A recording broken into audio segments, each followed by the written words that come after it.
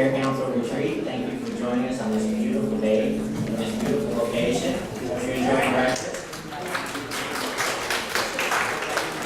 We have an exciting agenda and action-packed day ahead. I'll let you know there are no official bathroom breaks, but you're welcome to take a break down there. We still have refreshments in the back there, and lunch will be served out on the veranda there as well.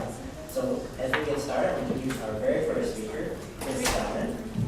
Dowden graduated from Palm Beach Atlantic University in 2008 with a doctorate in pharmacy. He is the board-certified pharmacotherapy specialist and is credentialed through the Academy of HIV Medicine. Chris has served on the CARE Council for 3.5 years and was the founding chair of the LCAP committee. Please join me in welcoming Chris.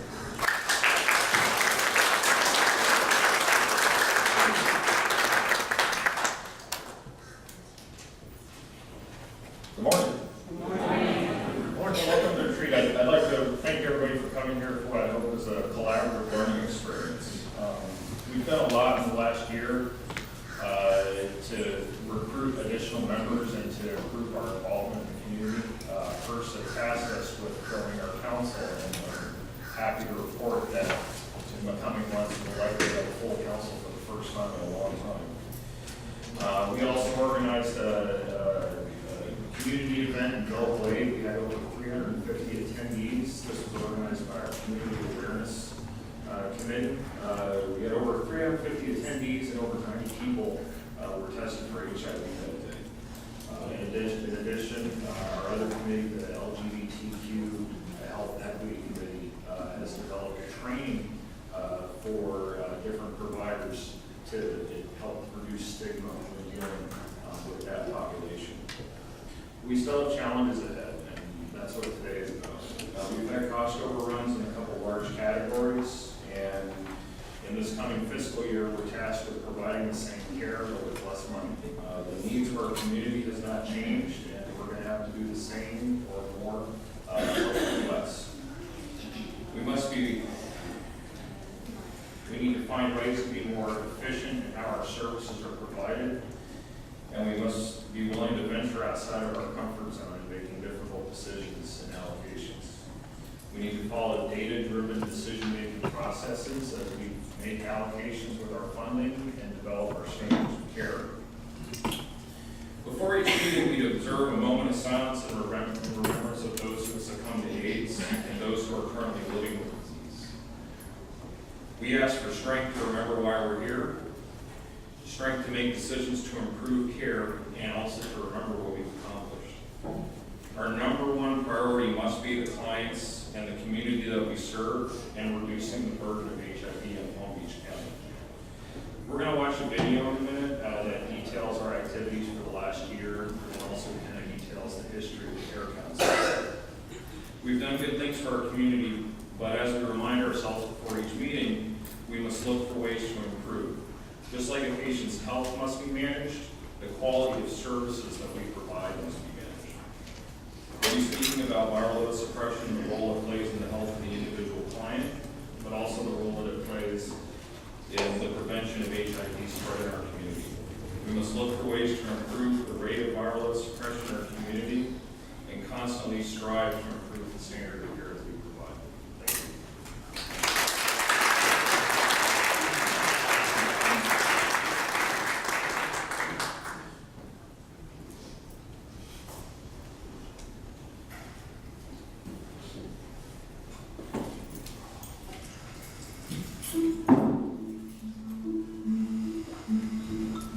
The Palm Beach County Community Services Department administers the Ryan White Part A program funds for eligible metropolitan areas hardest hit by the HIV AIDS epidemic.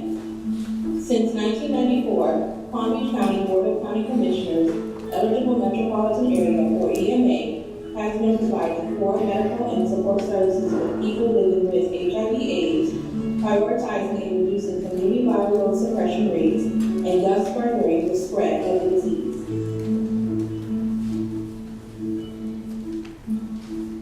Some of the services we provide are core services to include early intervention and medical case management, and support services such as emergency financial assistance and hemophilia. The Ryan White Part A program also collaborates with the local Ryan White Part B program to secure assistance in completing our quality management plan for both programs. In revising our local plan, we described how our quality management program will collect, analyze, and implement necessary changes according to the needs of our clients and community. We also consolidated various projects into one report, allowing us to share the information and address issues in our monthly eligibility and case management meetings. In addition, our program continues to participate with the ECHO Collaborative Project focused on increasing viral suppression rates among youth ages 13 to 24. On January 22nd, 2019, we reported an HIV viral suppression rate of 85.71% for the youth ages 13 to 24 in our Ryan White program. For the measurement period for November 1st, 2016 through October 31st, 2018. Additionally, we implemented the health insurance tracking feature, which helps providers comply with personal legislative directives by identifying and enrolling clients in health insurance and maximize Ryan White resources.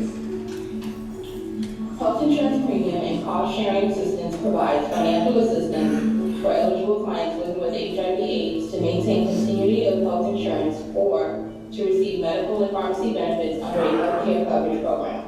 On the last open enrollment, 279 clients were enrolled in insurance coverage for payment assistance for premium, copay, and deductible payments available in both programs. Benefits of enrolling in insurance for people living with HIV are that insurance covers more than just HIV services, including access to services and medications for HIV. Clients don't have to get sick to receive health benefits and protects clients against high and unexpected costs.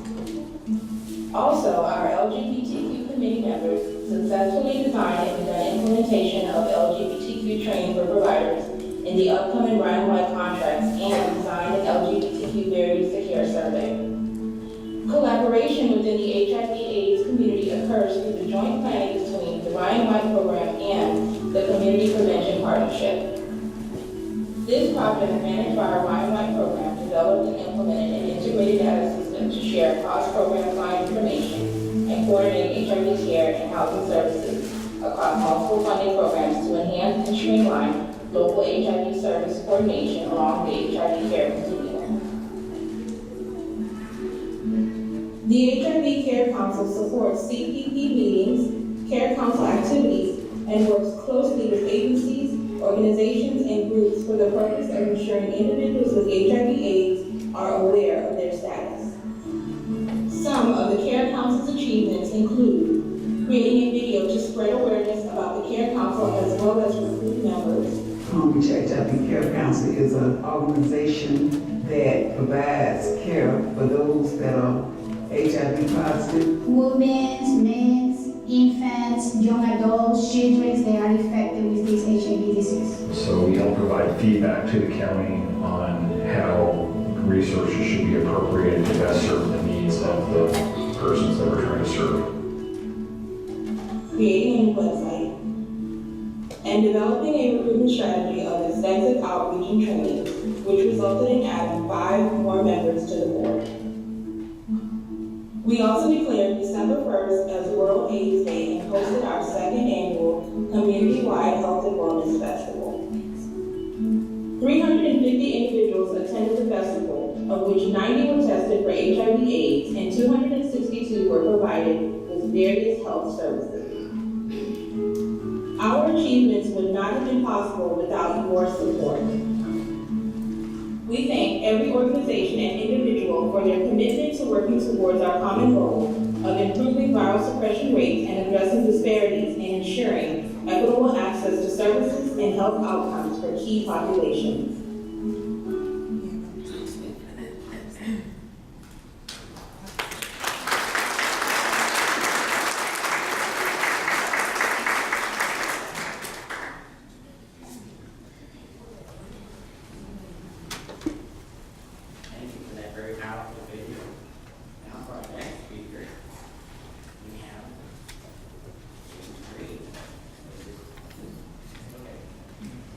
Currently Director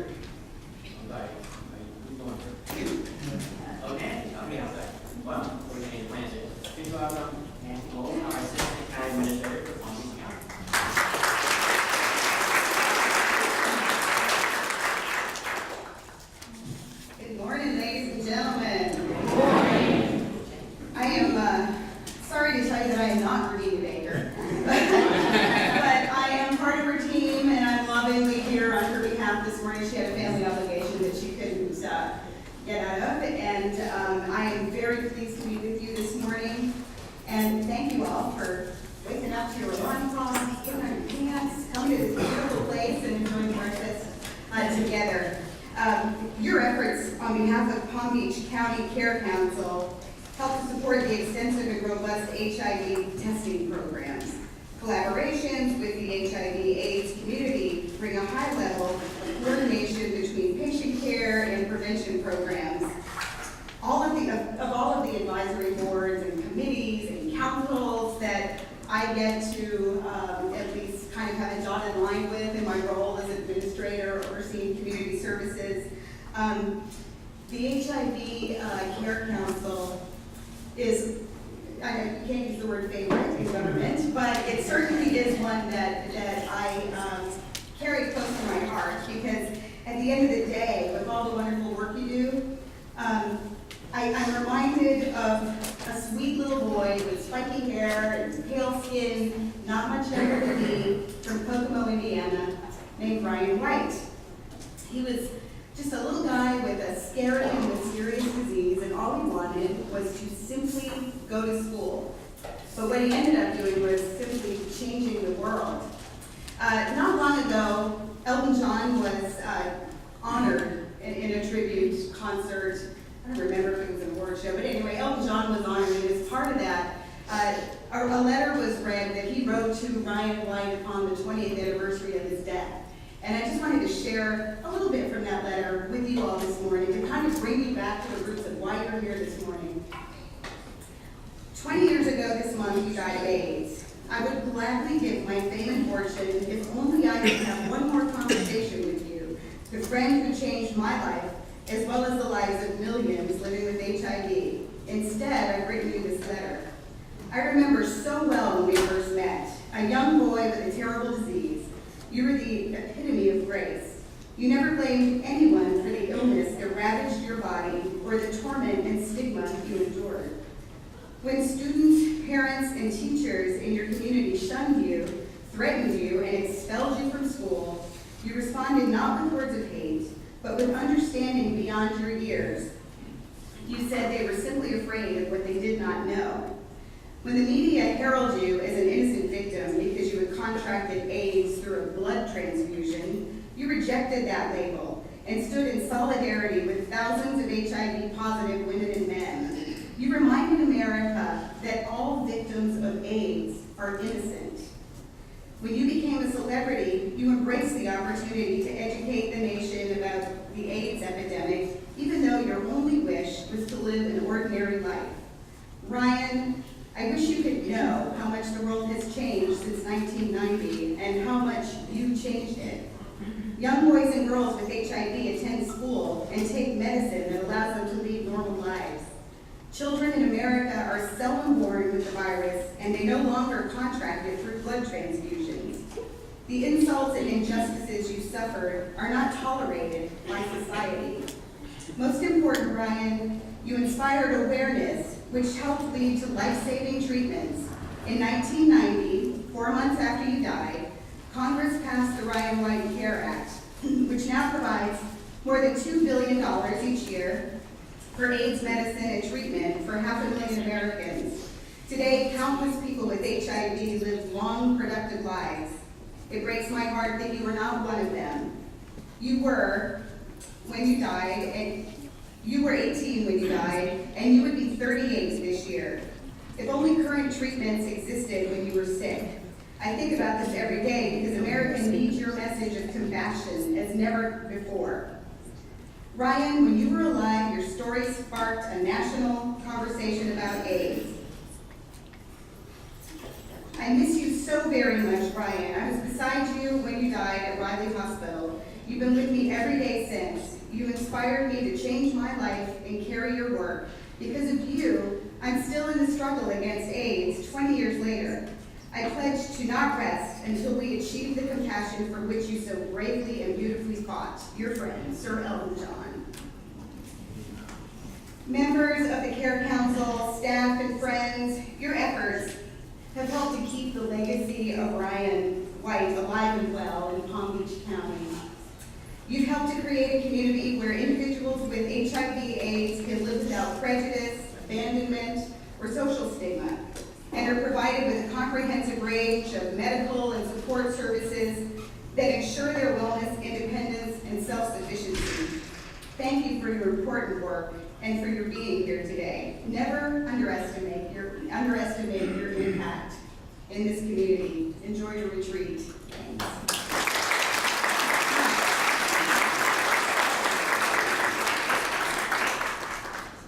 Thank you, Nancy, for that powerful message.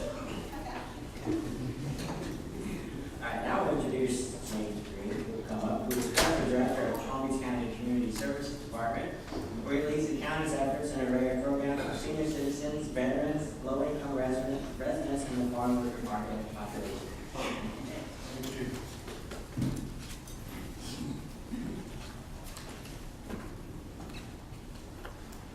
Looks like I'm going to have to stand behind the podium for All right, good morning, everyone. Let me begin by saying thank you to Nita and the CARE Council and all of the Ryan White staff and team that planned this wonderful event. Let's give them a big round.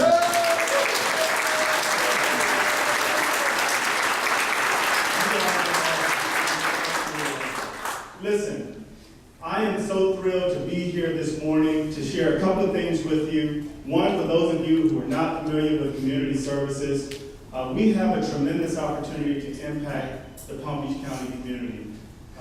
Not only does this department provide services for our senior citizens, for individuals who are low income, who can barely pay their bills, not only do they provide services for individuals who are suffering with substance use disorders and needing treatment, and individuals who are homeless, but they're providing services to individuals with HIV and AIDS, and we're funding 83 different programs across the county for various types of services. Over 55,000 of our most vulnerable populations are receiving critical services each and every day as a result of what this department does. And you guys play a very critical role in ensuring that what we do is seamless. I was encouraged about a month ago when the President of the United States stood up before in his inaugural address and talked about setting his sights on ending HIV and AIDS over the next 10 years. It warmed my heart to see such a high level priority for that administration in addressing a disease that we now know we can actually combat. The CDC, as you guys will hear later today, talks about if the viral load suppression is undetectable, then we can stop the spread. And we have to set our sights on doing just that. And that's going to require really three things. And you heard some of these things earlier in the video, which was very nicely done. But one, we have to shift the narrative and break the stigma. It's important for us to shift the narrative because we need people to get into care. You cannot suppress viral loads if they're not in care. And we know that once we get them into care, then we can do a good job of keeping them there and making sure that they're well taken care of. And addressing even things like social determinants, which plays a huge role in making sure that they're healthy. The other thing that we need to do is we need to really strengthen and leverage our partnerships in a new way. We've already done a wonderful job of partnering and working together to improve our system of care. But there are still a few players that are out there that are either not at the table or not leveraging resources the way that we need for them to. We need to work better as a system, making sure that we are leveraging every resource in the best way to get everyone into care so that we can stop the spread of this disease. And then the third thing that we need to do is we need to continue to focus on the quality of programs that we're administering. We have done a whole lot over the past year to look at our quality management, to look at our data, make data-driven decisions, to figure out ways to do what we do better. But there's still ways to go. We're dedicated, we're committed to making sure that happens. You guys play a key and integral role in making sure that that happens. And we just want to make sure that we're doing the best that we possibly can to ensure that the families that we're serving, the individuals that we're serving, are getting the best care possible. So I just want to say thank you for the work that you continue to do. I want to say thank you for being who you are and for being committed to stopping the spread of this disease. And I want to say that I will be here. I'm firmly committed to this cause and to this issue. And we're going to do everything within our power to make sure that the individuals and families who are affected by this disease, that they're taken care of. So thank you very much.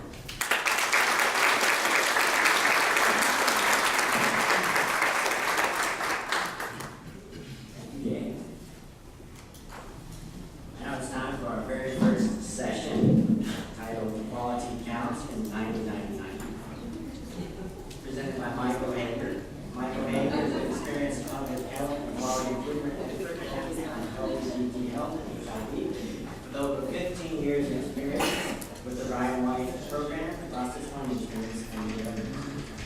Thank you for joining us.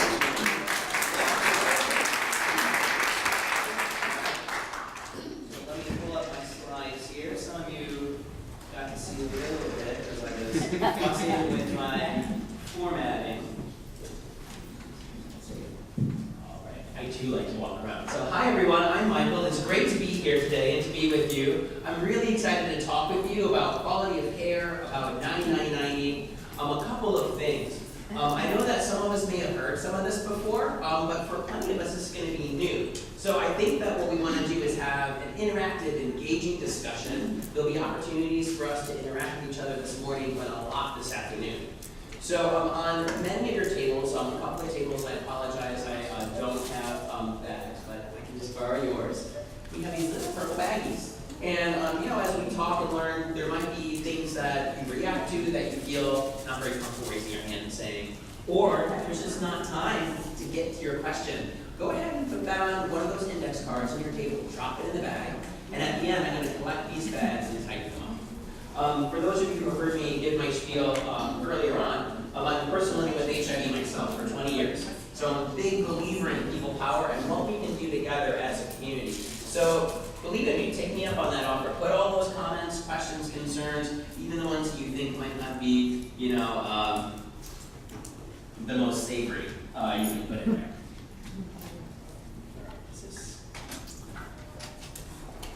So our learning objectives for this session, we want to list the primary goals of the UNAIDS 9990 initiative. We want to describe Palm Beaches County progress in meeting 9990 goals.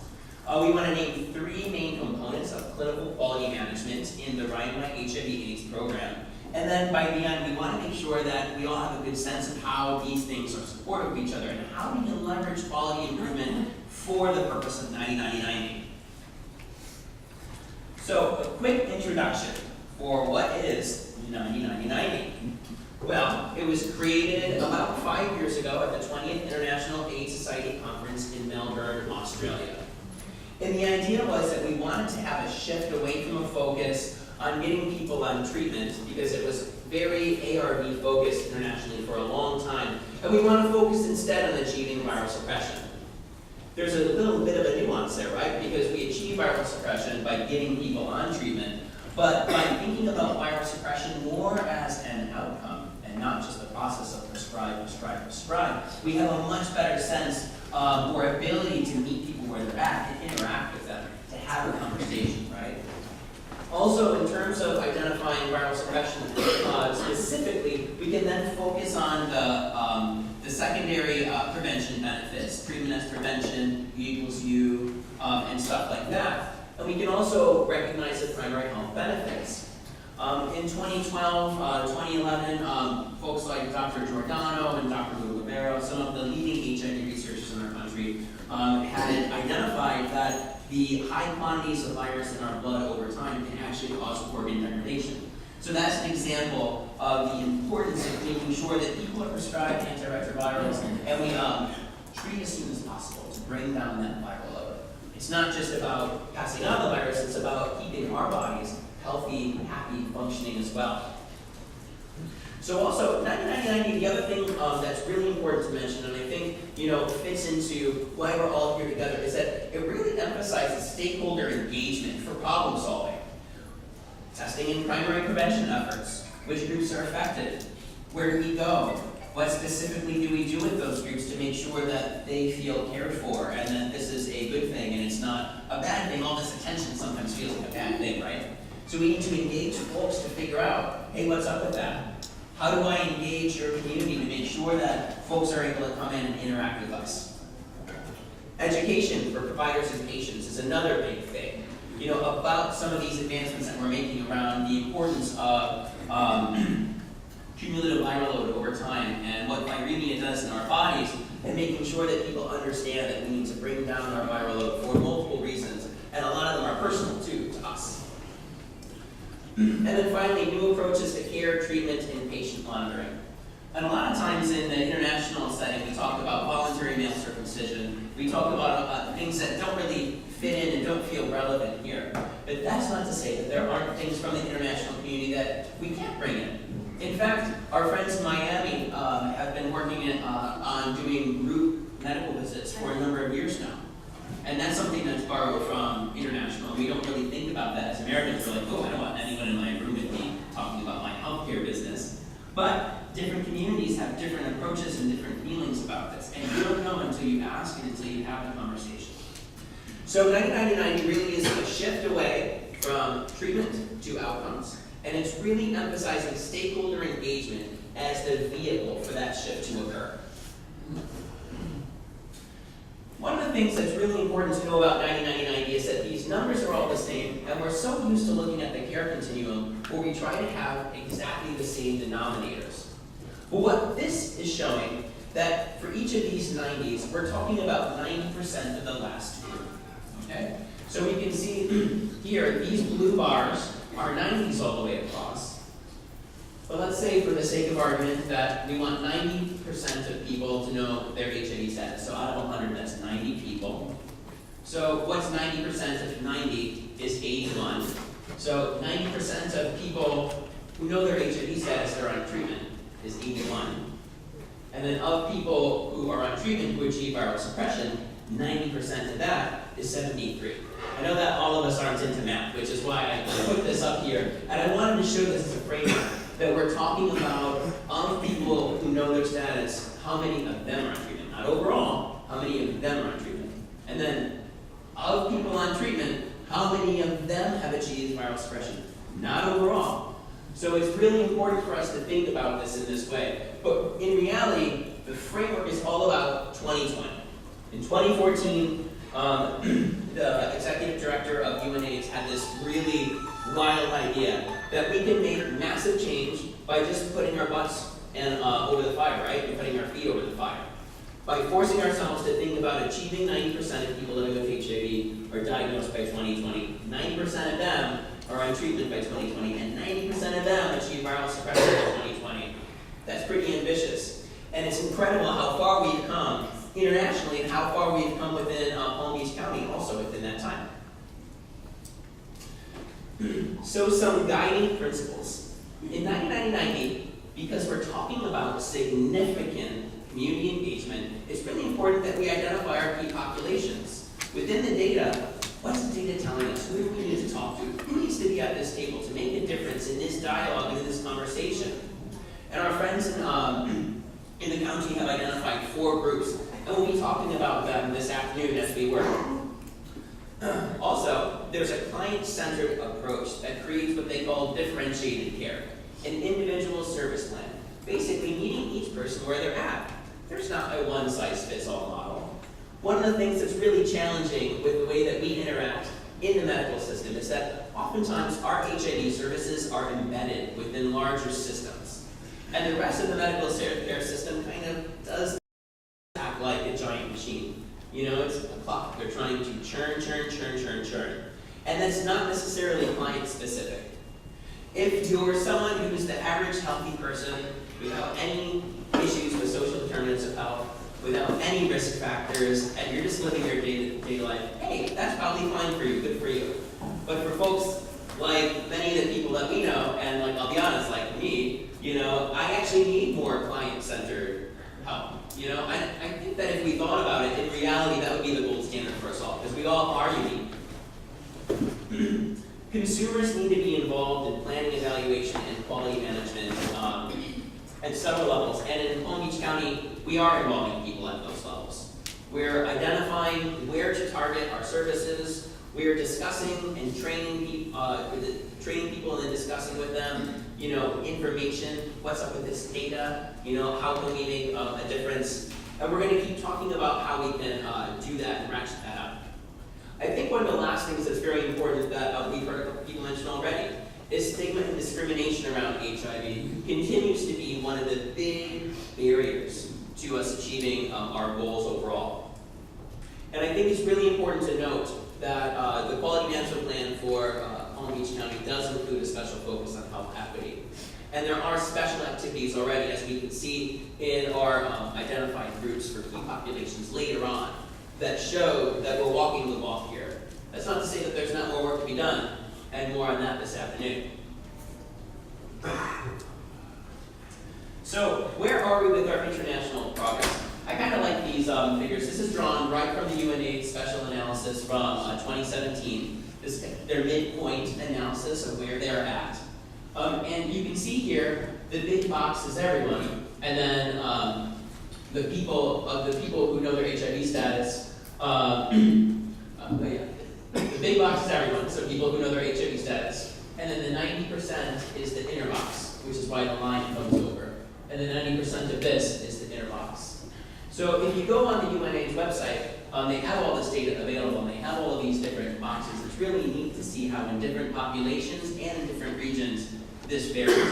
But this is where we're at overall. 70% of people living with HIV know their status. 77% of people who know their status are on treatment. And 82% of people who are on treatment are virally suppressed. That's pretty good, especially considering where we came from a couple of years ago. But there are certain areas of our planet that actually are still struggling. And that includes Africa and Asia. And those areas are actually catching up very quickly, especially some parts of Africa where they put a lot of attention into a lot of these ideas of community engagement, thinking about addressing stigma and discrimination. They're actually catching up, and they're almost caught up to Latin American levels.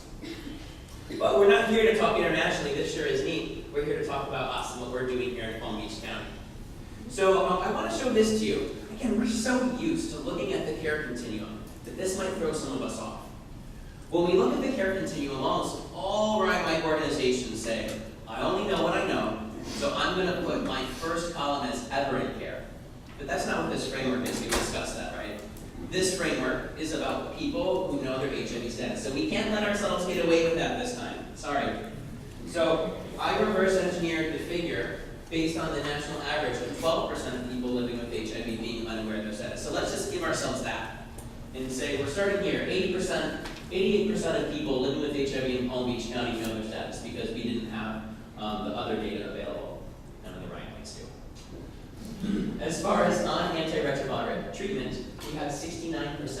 And I calculated this based on the care continuum data that you do use all the time. And then again, I calculated the viral load suppression data as well. So it's really neat to see that as far as this framework, the 90-90-90 framework, Palm Beach County is doing pretty awesome. And I think that we deserve to give ourselves a round of applause.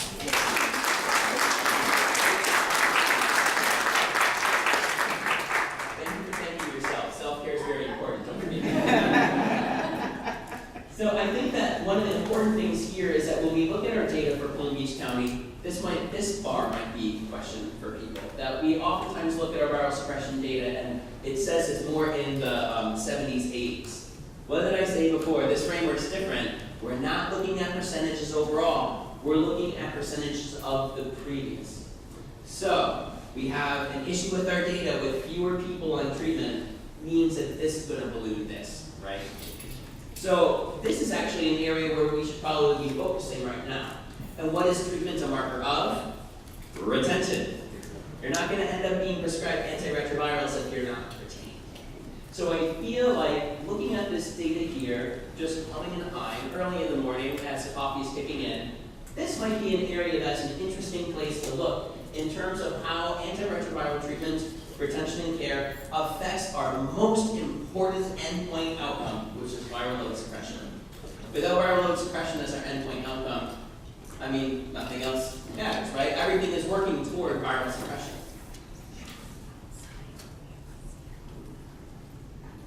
So that's a quick and dirty on 9990. Again, we're focused on a couple of things. We're focused on including people. We're focused on moving away from just thinking about treatment to thinking about endpoint outcomes. So quality management, a review. Who here has already been trained in quality management at some point? Oh, a couple people. There's not that many. All right, so there'll be some. This will be new to a lot of folks. So, first up, policy clarification notice 1502 is what governs quality management in the Ryan-White HIV/AIDS program. This is something that you can find online. They have really great FAQs attached to this policy clarification notice and all their other policy clarification notices. It applies to recipients of all parts funding and their subrecipients. So that means that while Palm Beach County and the state of Florida are funded as the primary recipient for Part A and Part B, respectively, all of the agencies that they fund here in the county also need to follow this policy clarification notice. And what we can see here that is similar to what we've already been discussing, its focus is exclusively on HIV health outcomes. I'm going to beat this horse. So, components of a CQM program. CQM programs coordinate all those activities to improve care and patient satisfaction that drive health outcomes improvement. Patient satisfaction, in my opinion, as a patient, call me biased, I think that's an outcome. So we're going to keep that ball rolling as we continue talking today as well. CQM activities should be continuous and fit within the supportive framework of grant administrative functions. You're required to do this stuff. By virtue of you being required to do this stuff, that makes it quality assurance. The nut of what you're doing to improve is quality improvement. We're going to be walking this fine line a lot this morning because I think it's really important context. We can have all this great, energy, motion, momentum, but if it gets to our federal partners desk in DC and they say, "Oh, it's not quality," we're in trouble. We're in trouble, right? So we need to make sure that we really understand this and know what we're doing and know what we're talking about so that when we get out in there in the field, we can make a real difference and change lives. So the components of a CQM program per our federal partners are infrastructure, performance measurement, and quality improvement. And we're going to be exploring each of those in depth in just a moment. So as I mentioned before, there is a really big difference between grant administration and quality management. Grant administration refers to those activities associated with administering a grant. So you have to measure data, that's administration. You have to have a system in place to track quality, that's administration. Tracking quality is quality. So the intent of grant administration is not to improve outcomes, it's to make sure that you check a box and can keep getting millions of wonderful dollars. That is not improving health outcomes, therefore they are not CQM activities. Really important to emphasize. Here's a couple of examples. I mentioned before, creating a performance measurement system that collects minimum data versus creating a sophisticated performance system to collect service data that are tied to HIV health outcomes. We use Provide Enterprise here, right? And Provide Enterprise does have room for us to collect, I saw a patient. Patient was referred to someone else. That's general healthcare, that's not quality improvement. But by capturing the number of patients who identified a specific need, and then they were successfully referred, that's quality. Okay? Creating care systems and service standards is a requirement. That's administration. Testing those service standards and seeing how you can improve them and improve outcomes as a result of those testing those standards, that's quality improvement. One of the things that should be apparent as we look down these lists and compare from side to side is that we're really thinking about the patient first and foremost when we think about quality management. And when we focus on these things in quality management, that's how we make sure that we hit our targets for 90-90-90, or ending the epidemic, or getting to zero, or whatever is your favorite way of thinking about this, whatever framework you want to pursue. The most important thing is that quality management is the way that you're going to get there and achieve those goals. By just doing the hula hoop and checking the boxes, you're not going to achieve these goals. Here's another thing that's a really important statement point, and I'm a Virgo, so I'm really anal in particular. So there's a big difference actually between QA and QI, and a lot of people get that confused. Quality assurance refers to the broad spectrum of activities that is aimed at ensuring compliance with our minimum standards. It includes retrospectively measuring our compliance using systems like Provide Enterprise. So if I said that I was going to do 100 service units, and I do 100 service units, that's quality assurance. I said that if I provide a service unit, these 3 things are included. Well, were those 3 things included? That's quality assurance. That's not quality improvement. Because basically this is you measuring and talking about doing what you said you would do. This is part of that larger administrative function. Because that's part of that larger administrative function, and it's aimed at making sure that you keep getting millions of dollars, and not really as focused on improving patient outcomes and leading to a healthier tomorrow for everybody. Guess what? Quality assurance is not quality improvement. Quality assurance is grant administration.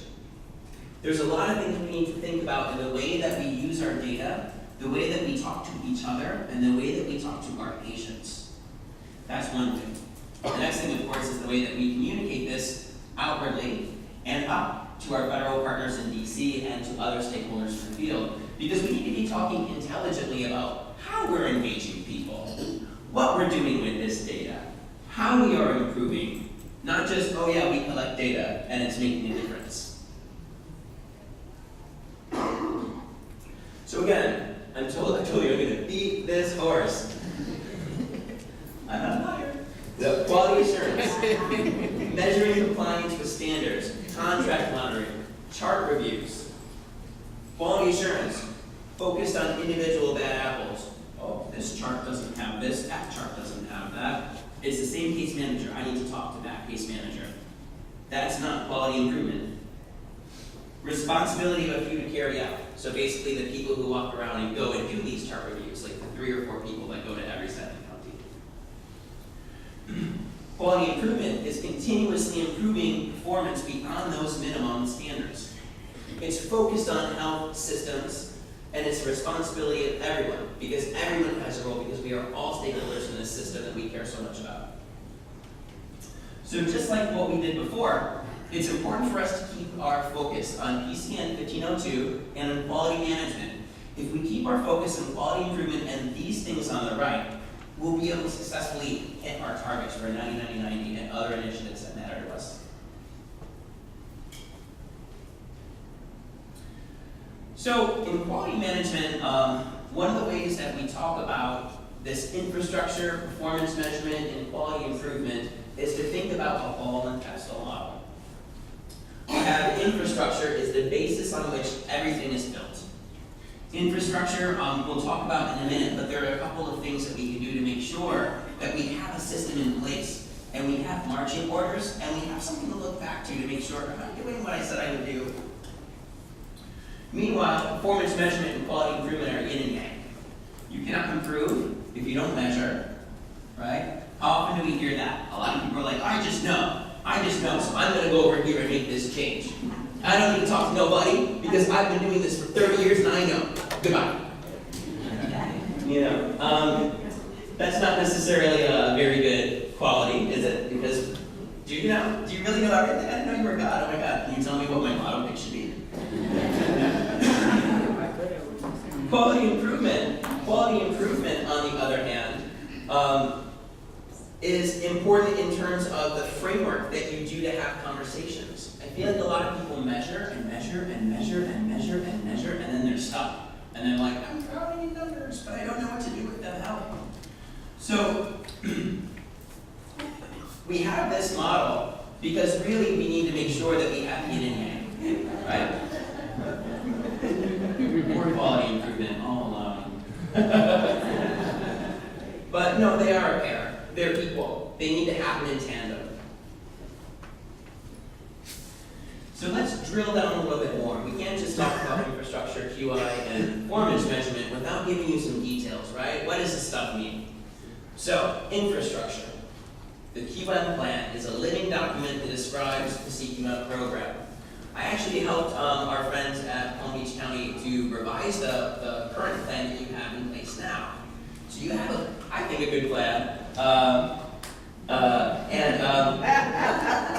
There's a work plan to guide all of the QM staff and team activities that go with that plan. So the plan describes what you should be doing, who should be involved, what types of trainings you need, how those trainings will occur, what types of performance measurement you will be doing, and why. Not just where you collect the data. Why are you collecting the data, and how are you going to use this data to drive endpoint outcomes? The QM committee, which we'll talk about on the next slide, is responsible for revising the QM plan and work plan. We do have a quality team within the Part B and the Part A. And the quality team really are the muscles and the feet driving the program. But what did we say before? We need substantial community input and stakeholder engagement for this stuff to work. This is why we have a committee. And this is why the committee is charged with reviewing, revising this plan over time. The committee is charged for making recommendations on how we can ramp and ratchet up quality in our region. Some of the components that are common in QM plans are a statement of quality, so it's a broad mission or vision about what quality is to us here. We describe the quality infrastructure, again, who's involved. We describe the quality process, how it's done. What is the capacity building plan, and the performance measurement is in the table. So the other half of infrastructure is our committee. And it's an important part, it's really important that we have these at the subrecipient level too, in my opinion. Most recipients require that subrecipients have these, but it's a way basically for you all to make sure in the field, either as patients or providers or other interested stakeholders, that all of the things happening in the agencies around the county are aligned with what's happening at the county level, at the national level, and that there's enough room for there to be individualization, because of course we all serve our own unique patient populations. The members really should be a cross-section of all of our stakeholders. When we say staff at all levels, a lot of times when we do our quality management committee, we'll invite a bunch of managers. And that's good, I guess, but don't you need to have a sense of what actually happens when you have a patient in front of you and what the patient actually has to say? Isn't it important for you to have someone who might be related to compliance or someone who might be related to billing if there's something that comes up all the time about billing? If there's something that comes up all the time about eligibility? You want to make sure that you have a good cross-section of people that provide all the different types of services in all the different types of ways on this committee. That way you have a really good sense of how to drive quality. I'm trying today, sorry. So in terms of thinking about that substantial community engagement, that substantial input by our partners, we need to make sure that we have consumers at the table too. Consumers are really important. Many people struggle with this, but it is ideal. I think that one of the issues that people struggle with is the timing of how do I have consumers come to my come to my county offices or come to my clinic offices at 1 p.m. on a Monday. Well, only certain types of people are available at 1 p.m. on a Monday. And maybe you should ask your clients, when is a good time? If we were to invite clients to come, when is a good time for us to have this committee meeting? There's a lot of different ways that we can think about engaging consumers that get over some of the barriers we faced in the past. For our network level, so our Part A and our Part B quality committee, it's really important that they invite providers to sit at that table as well. Because the different funded providers around the regions are really important to give them that context of what is happening on the ground with the patients that they're seeing and serving. This is also a unique opportunity for patients and providers to sit one-to-one as equals at a table. And not one person's opinion is more important than the other. They're exactly the same. QM committees have many responsibilities. I had said before that they're responsible for overseeing the QM plan, making sure that its implementation is done well by the QM team on the ground, and provide them with input and feedback. It also ensures broad stakeholder input in all of the QM activities. So as we start to think about QI projects, as we design those projects, as we push prerogatives out into the community about what we're trying to do with these projects, we have our community here with us also, helping us to figure out how to communicate this so it doesn't get lost or confused. They also have guidance in, I mentioned that one, guidance in identifying, implementing, and spreading the QI projects. The spread, I think, is really important in terms of once you have good results, what do you do with that? I feel like the biggest crime is that if you have good work, that you sit on it and it dies there and doesn't go anywhere else. So how do we spread and disseminate results? A lot of times our community partners and the QM committee can help us out with that. So that's infrastructure. Performance measurement. Our measures are selected by our recipients. So our federal partners have a large, pool of possible measures that we can choose from, and they prefer that we use those measures most of the time. But we can come up with our own measures too. Quality measures in Palm Beach County are managed by both the Part A and the Part B, the collaborative that we heard about in the video. The Part A Quality Committee blends its measures with the Part B measures, and both are included in that plan that I mentioned before. One of the things that's very important is that a lot of the things that we look at are quantitative. And, healthcare is very quantitative. We talk about viral load numbers, CD4 numbers. What is your titer if you have syphilis? What is your nadir CD4 score? All of these different things are very number-oriented or quantitative. But we also need to think about things that are qualitative. Like open-ended questions. What does it feel like? What does it mean? It gets into that hippy-dippy space, right? A lot of us don't necessarily feel comfortable there because what do I do with this? Emotions I can't quantify. I can't put a box on it. I can't ship it somewhere. Emotions are hard, but emotions are our drivers. We heard, this morning, thanks for getting out of bed and putting on your pants. Well, what got you out of bed and got you to put your pants on? That's your driver. That's your driver. For most of us in this room is passion. We care about HIV. We care about the people that we serve. We care about this community a lot. That's our driver. Okay? So these drivers and this qualitative data is actually really important. And we should think about this routinely from the patient's perspective and routinely from the provider's perspective. Our friends at the Institute for Healthcare Improvement, IHI, actually have this thing called the quadruple aim. And the idea is, yes, they want to improve patient outcomes. Yes, they want to decrease costs. Duh. But they want to improve patient happiness and well-being. They added a fourth aim to this triple aim when they realized we forgot providers. Who are the people that are making the difference in these folks' lives on the ground every day? Do they feel powerful? Do they feel like they're making a difference? Or do they feel shut down? They can't do nothing about this. Nobody's going to listen to them. Everything's getting worse. It kind of falls into that, I'm just here to get a paycheck. That sucks. That sucks. When you take someone's passion, that rose, that sun that comes out of their heart, and then dump a bucket of water on it or kick it aside, that's terrible. So it is really important for us to think about this from the provider's perspective too, about their satisfaction, about their feeling empowered, their ability to make a difference. So all that being said, yes, performance measurement, quantitative, we should consider qualitative as well. Subrecipients, of course, are able to follow additional measures within your own plans.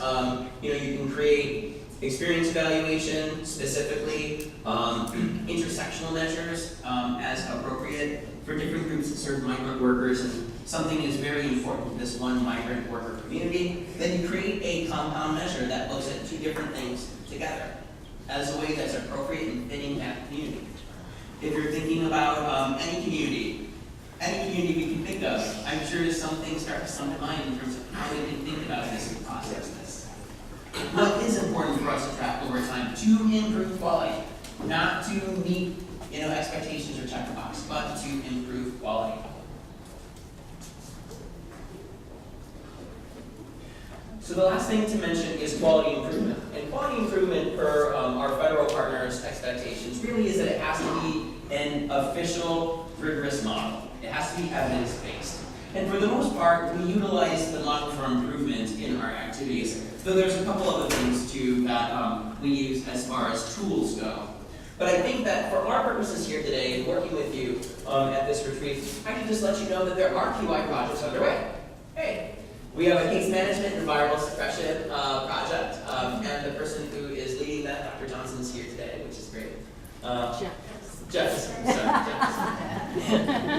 I didn't sleep much last night, sorry. We also have the HIV Disparities Echo Collaborative ongoing. So we have really great opportunities to think about things overall at the case management level, but then thinking about disparities in health equity, and thinking about that commitment that the county has made to itself and to all of us in the community that, hey, health equity is very important here, folks. So what is the CARE Council's role in the quality management here in Palm Beach County? This is embedded right in the plan. Review and utilize performance measures and QI data in the prioritization and allocation of our Part A award. And you can see that there's a cousin, on the next line for the Part B award that comes to the EMA as well. One of the things that we're going to be doing later on is practicing a little bit how we can work out these skills, right? Because we do need to think about this in terms of all the services we provide, with all of the money that we're given for all of these people. Right? So we need to be able to think about this and have a framework to sink our teeth in and really, dig into this. You receive training on CQM and QI to build your QM capacity. That's part of what this is. Hello.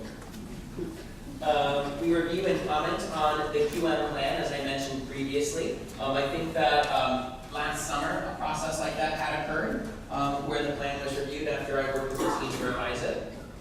And then you receive intensive reviews of funded service categories based on the activities.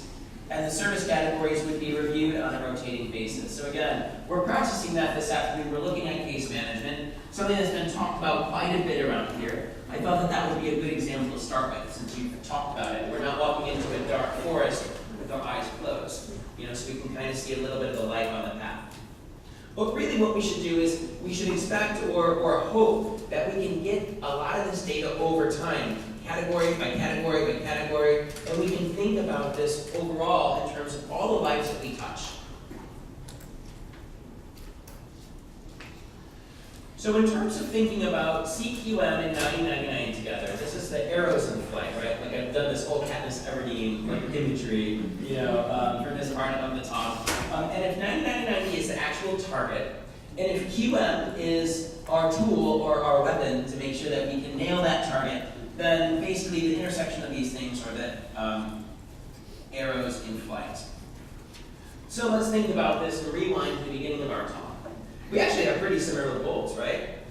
Our Palm Beach County quality statement is drawn right from the plan. The mission of the Palm Beach County CQM Collaborative is to ensure the highest quality of medical care and support services aimed at improving outcomes for people living with HIV who receive care through the EMA's subrecipient providers.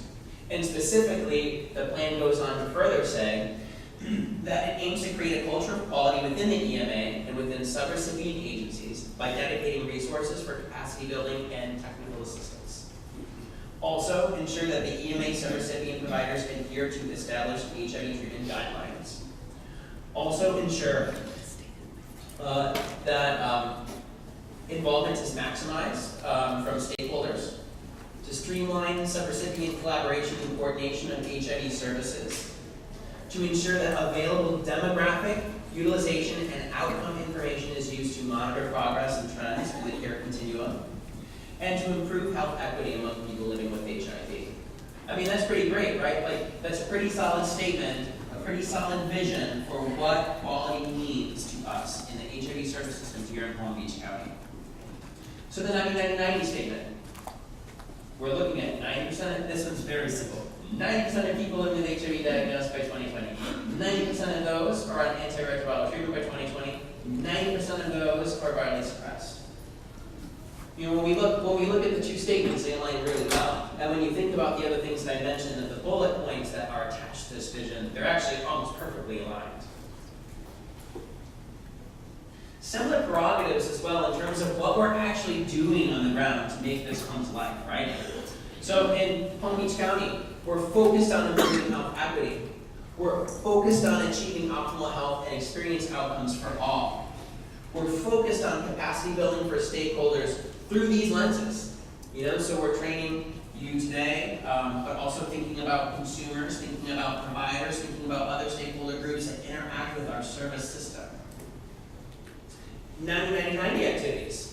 Novel strategies to ensure all regions of the earth have practical solutions. So thinking about some of the things that work great in Africa, like voluntary male circumcision, you know, or things that work better here. You know, it's all about novel strategies that work for you.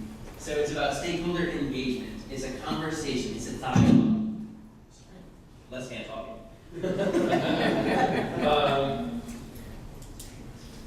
Significant stakeholder involvement in bridging system change, right? So making sure that we're talking to the communities that are affected. Strengthening social protection and fighting stigma and discrimination, also important to 90-90-90, also important to us here if we're going to achieve this vision, right? Ending violence against women and empowering youth.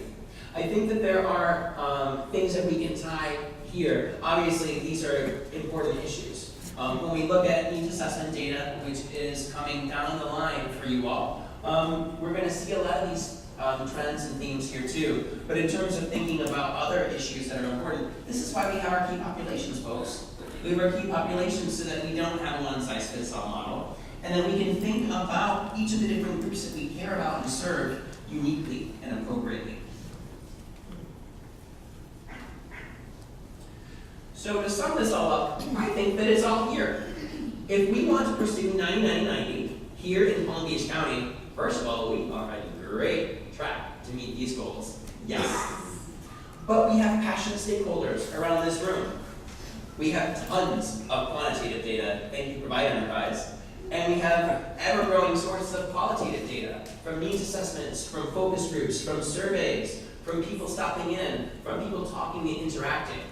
The more that we have things like this, you know, thinking about that little baggie on the table, that's what this is too. It's an opportunity for you to say, this is amazing, this is BS.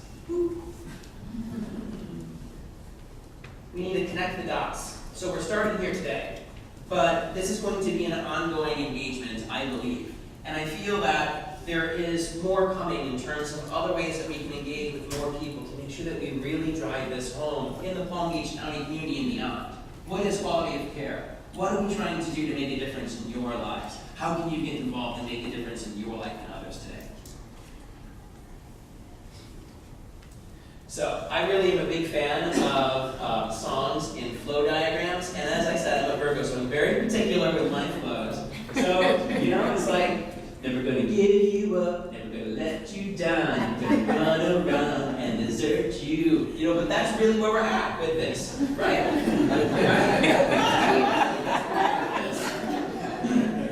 I thought this was a fitting song to use, but this is where we are. Here's an example. You know, words are great, but let's look at this and kind of think about this a little bit differently, right? So, we have all of this data I mentioned, patient care experiences, that's qualitative data. Risk and behavior information, that is what? That is quantitative data. And then we have recommendations. If we train our stakeholders to look at this data and to make sense of it and come up with ideas, solutions, next steps, that discussion can happen within any of our committees. It can be a consumer work group or it can be any of our planning council committees. That discussion then needs to change ideas that can impact the way that we deliver care here and design our care system in Palm Beach County. These change ideas then can be put in place not only administratively, but in the field, in home agencies, wherever services are provided. So this is how this works. Basically, you get information, you look at it, you talk about it, and you come up with a plan. Boom, boom, boom. So coming this afternoon, I want to just kind of spend a moment talking about this. We're going to do 2 different exercises. One is called Ready, Set, Dive. And we're going to be looking at the service environment, particularly case management, through a viral suppression lens.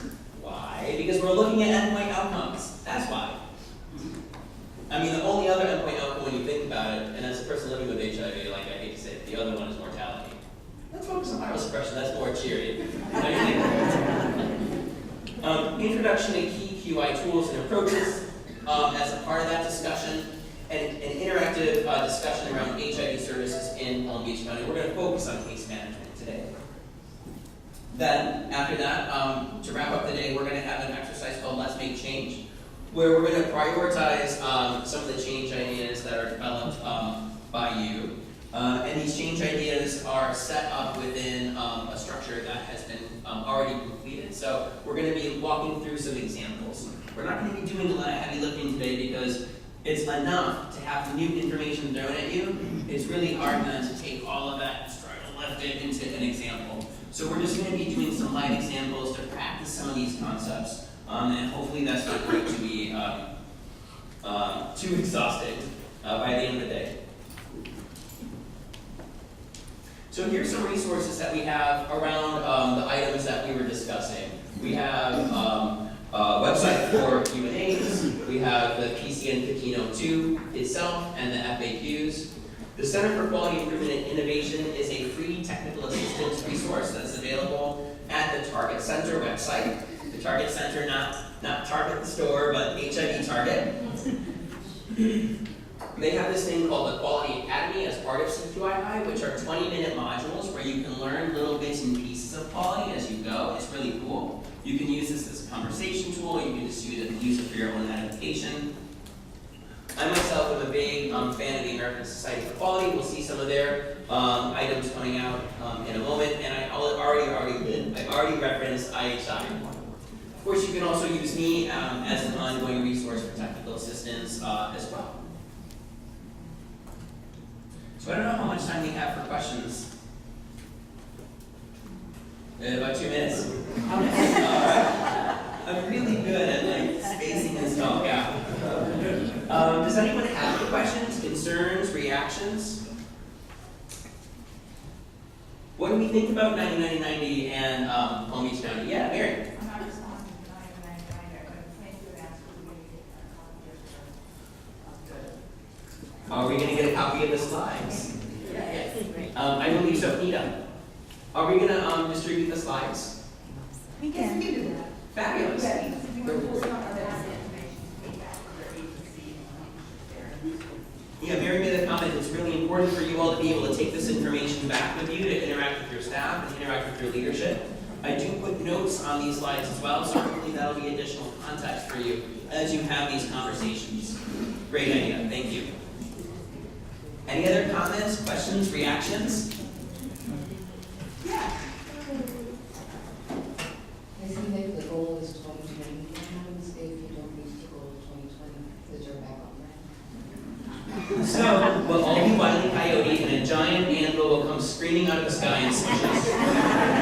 No, there's no backup plan. Well, when you make a commitment, it's like a New Year's resolution, right? This is a commitment you make to yourself. And we can make these flippantly. Like a lot of people make, New Year's resolutions flippantly, like, I'm gonna lose weight, But that's not what this is. This is really meaningful stuff. We're talking about lives, and a lot of lives. And I think that the more that we can make a commitment and feel it in our hearts, and then put it in our feet and walk there, we might not get to the finish line. We'll get really close though. I know we look at these numbers, they're pretty great. So I think that that's important. I feel that that's also one of the reasons why the president came up with his plan for 10 years down the line for a national ending the epidemic.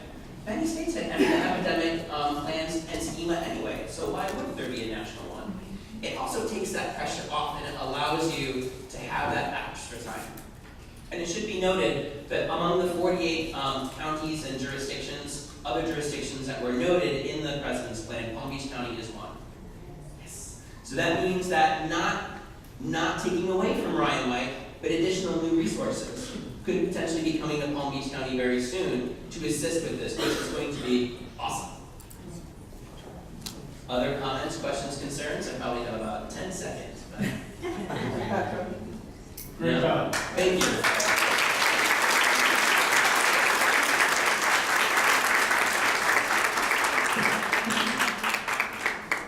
Good morning, everyone. My name is Christina Rowe. I'm an attorney with the Legal Aid Society of Palm Beach County.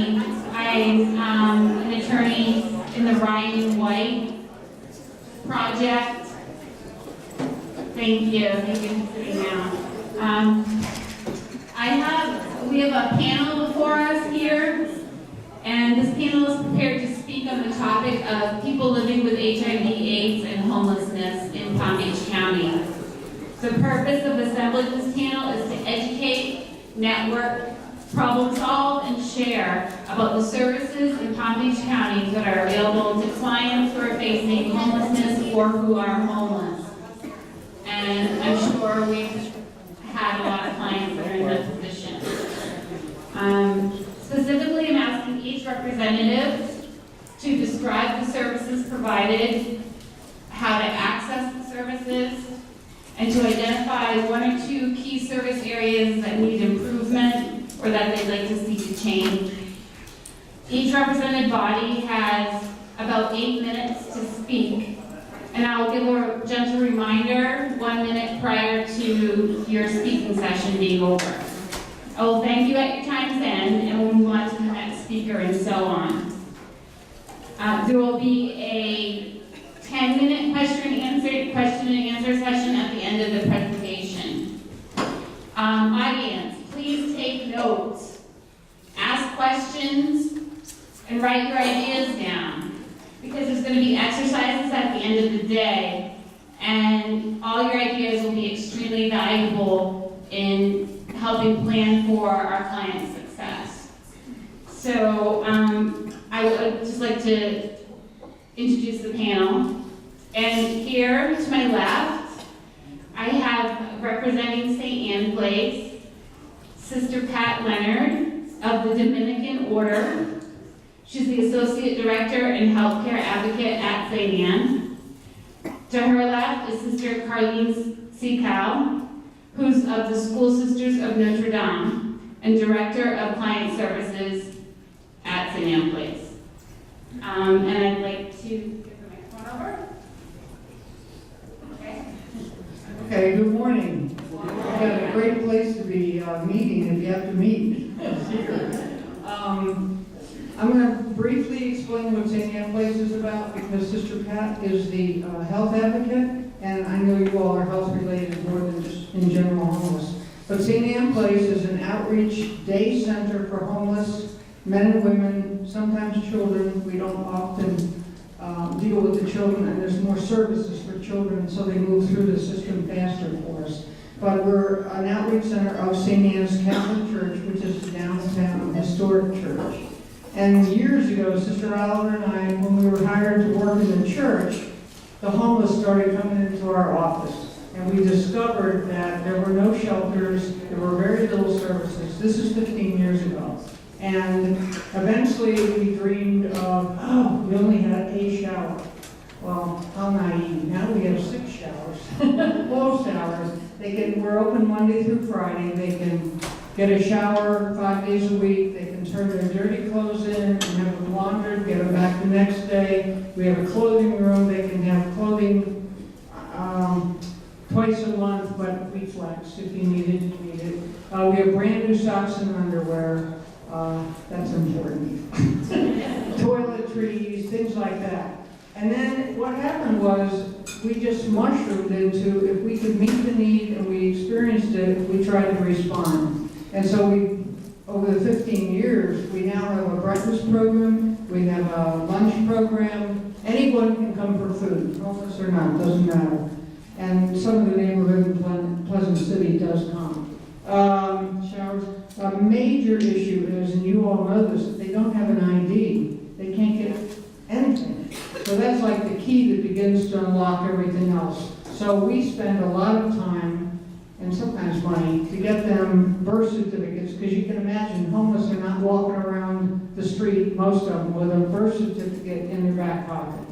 And every state is different, and they usually come to us with no ID. If they have the ID, no problem.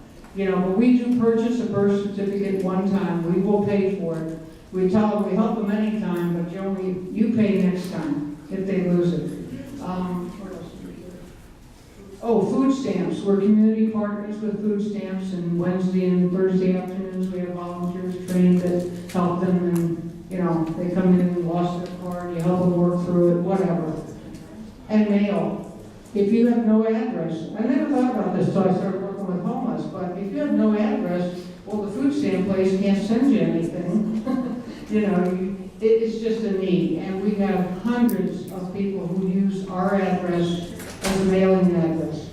And that involves, you know, it's a transitional population, and, you know, they move around, and we have, the postman sometimes groans when he comes and sees all the return to senders because we cleaned out the files.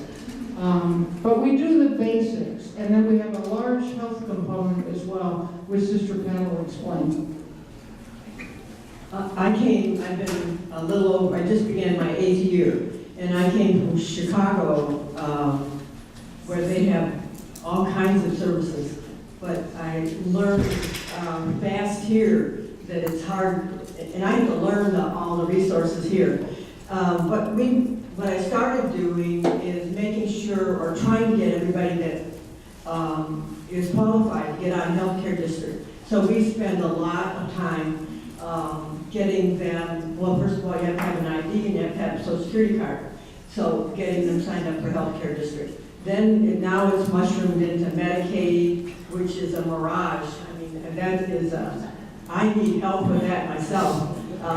Just getting them, those who qualify for Medicaid, finding out what Medicaid they're on, what services that Medicaid program offers them. Carla, the other associate director that works with me, we are constantly trying to figure out that puzzle. We also, so we meet with the clients, and I'm a social worker. I'm not a nurse. I'm not a nurse practitioner. So they'll come in and say, I need to go to the hospital. And they'll rip up their shirt and show you a scar. You know, and I say, well, I'm not a medical professional, so that way. So we try to service them as best we can. For a while, we did have nursing services that came in, but we do need that. If anybody's volunteering to come, we could use nursing on a regular basis, just to help them clean the wounds that they may have, that they may have gotten outside. Or if they're diabetic, if somebody, we need somebody to constantly monitor that. Respite. We're cluing one another. We also, the Dominican sisters that I belong to, we have this called, it's a ministry trust grant. And since I've been there, we've been able to requisition or apply for a grant for what we call respite. So when someone gets out of the hospital, either through some kind of emergency service or if they had surgery, we can help them maybe stay at a local motel for 2 nights. Sometimes it has stretched to 3 months because someone might get really injured. But that's a great need in this area. Finding motels or hotels that are reasonable, that will help us. We work with a couple in the area that give us a reasonable rate. So I think that's, yeah. Oh, right, I forgot prescriptions. Many clients who come to us initially do not have any health care, either healthcare district or a Medicaid, Medicare.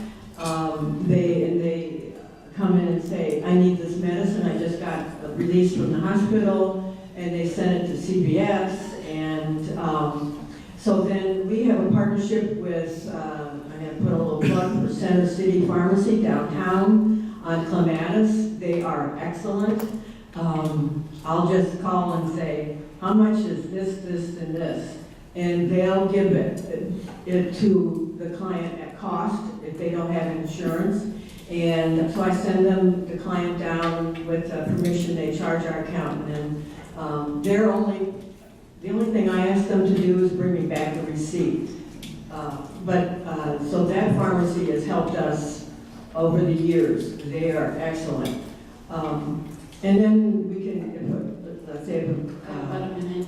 pardon? Got about a minute. Okay, if CBS is like Good Sam sends it to CBS, then I call Center City, they'll have a transfer. So Center City is really a great partner for all of us. Thank you so much. And now we have, to the left is Sister Carlene, representing the Lewis Center, Ginny Hoban. Right, me, at the Lewis Center. We have Ginny Hoban, right? Sorry, one more. You got it. Over to the left, right? That's the left, yeah. Okay. We have, she's a LCSW and director of the Homeless Resource Center. Correct. Right? Hi, everybody. Good morning. I just wanted to give you a heads up that I am a newly minted director of the Lewis Center. I've only been with them for a month, so I've got a script to follow. But it's been a huge learning curve. Homelessness, as we know, is a very complex issue, and there are many causes for it, including severe mental illness and medical conditions, as well as youth aging out of foster care. The Lewis Center is a shelter, but shelters alone are not solutions. We can build shelters all day long, and we would still need housing. Overnight shelters are warehouses that keep individuals overnight with no case management. The Lewis Center opens, Senator Philip D. Lewis Center opened 7 years ago this July as the coordinated entry system in Palm Beach County. We prioritize individuals by acuity, so there are no walk-ins. It has to be navigated to get in. We are the only shelter in Palm Beach County for individuals. We have 60 beds at the Lewis Center, 40 for adults and 20 for youth, and youth are considered 18 to 24. We also have 6 transitional beds for police, people who bring in from the police who bring them, or for travelers' aid. So they, we can buy them a ticket to go back home, but they need a place to stay overnight. They're usually full. We are always usually full. In fact, at any given point in Palm Beach County, there are more homeless individuals than there are beds.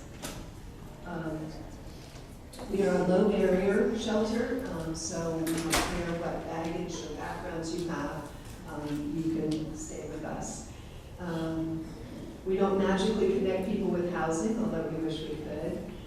The community definitely needs more respite beds, as the sisters mentioned. The housing piece is the hardest part. You cannot afford housing on minimum wage. Minimum wage is what, $8.50? You would need $21 an hour to afford most of the housing in Palm Beach County. Rents are going up around $100 every year. So what we're looking at doing is shared housing with individual leases. So we look for landlords who will rent out a 2-bedroom to 2 individuals, and they each have their own lease for that bedroom. And that way, if it doesn't work out with one of them, the other is still housed, and we can fill it quicker. Also wanted to mention adopted family. They're not here, right? They are the shelter for families in Palm Beach County, and they also have an office co-located at the Lewis Center along with the healthcare district clinic. So we have 2 programs: rapid rehousing and permanent supportive housing. Rapid rehousing is for individuals. They need to get a job so they can be with us for 90 days, or as we say, 89 days. And they need to focus on getting a job so that when we get them housing, they can afford it. They'll have a case manager stay with them for a year. And we work on what is the least they need to do to not be homeless. And then we have permanent supportive housing, which is for chronic homelessness. So these individuals have to have been homeless for 1 year or 3 years without 90 days housed consecutively, and a disability. So it's a little harder to get the permanent supportive housing. As the sisters mentioned, they need documentation to prove homelessness and that they are Palm Beach County residents. So that's where St. Anne's Place is such a we do also provide travelers aid to return them to another place if they can show that they will be supported when they get there. I'm going to talk at the end about the Smart Landlord Program because that's one of our greatest needs. The apartments need to be HUD approved and it has to be considered affordable rent. And then the rent titrates down. So in the permanent supportive housing, we will pay for the first 3 months, we pay 100% of their rent. And then the second 3 months, 75%, and then 50%. And then the participants are supposed to be able to continue on their own after that. Greatest vulnerabilities are older folks, people with medical conditions, and the youth. And I'm focusing primarily on our youth. Because extending foster care to 23 is only extending the time that they would be homeless. They need to have things done for them. They are ill-equipped to problem solve. They're not mature, obviously. They have impaired judgment, decision-making. And we need to have trauma-informed care because the young people they all have huge trauma histories. You have about a minute. Great, and that's perfect. I'm just going to tell you what we could really use some help with. I didn't bring the Smart Landlord flyer, and she suggested that I say it's because I'm going green. I will email it to you. But we need landlords who are willing to work with our participants.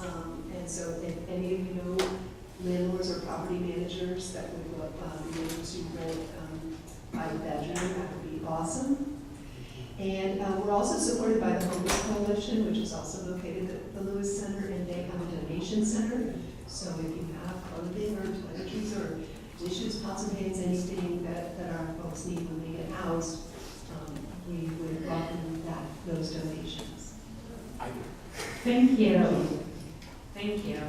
And now to the left of Jeannie, we have Ms. Heather Sandala from the Lord's Place. Did I catch your last name correctly? Sandala, yes, I'm sorry. Ms. Heather Sandala from the Lord's Place. She's a licensed clinical social worker and clinical director of the Homeless Outreach and Engagement.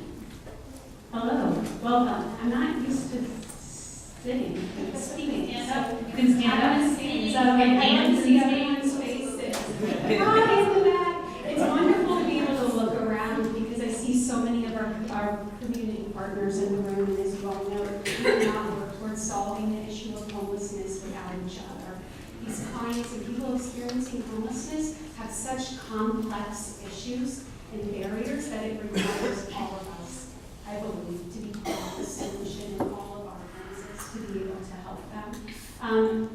I'm sure most people are familiar with the Lord's Place. If not, I have lots of flyers that I'll leave here. We were founded in 1979, so we've been around for a while. We offer an array of services, and what I always like to remind people is people experiencing homelessness, this is not a homogeneous population. It is very different, and they have very unique needs, and that's one of our goals at the Lord's Place is meeting the unique needs of individuals and families experiencing homelessness. So our, what we do and where our emphasis is with housing. So we offer housing for families, we offer housing for people coming out of incarceration who would otherwise be homeless. That is a major intersection that I think not many people yet in our county are really having a true dialogue around. We also have housing for people who are experiencing chronic homelessness. Like that was already mentioned, is people who get out on the street typically for at least a year. Right now, a lot of the folks who are coming into our permanent supportive housing programs have been homeless for usually about 15 to 20 years out on the streets. Not only do they have mental health issues, they also have substance use issues and chronic health conditions. And as you can imagine, someone who's been out on the streets or incarcerated for over a year, it accelerates the aging process by about 15 to 20 years. So I might be working with somebody who chronologically is 40, but has the health conditions of someone who is 60. We also know nationally that the segment of homelessness, or the population that is experiencing the largest increase in homelessness are baby boomers. So if we're thinking forward, this is who we need to be thinking about. You know, these are folks who putting them in hospitals is, we have hospital people here for around like $800 a day. So we need nursing care for them also. We also have job training and education programs, and then we also have social enterprise, and then we do have a reentry program also. I oversee our street outreach and engagement team.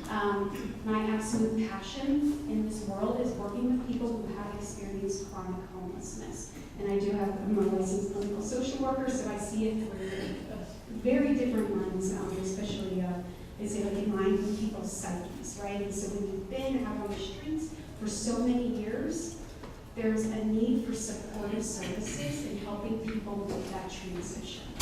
I love housing, but especially with this population, housing is not enough. They must also be supported by a community who wants to welcome them back in. And then also then be connected with the medical services, the substance use services, the peer support services.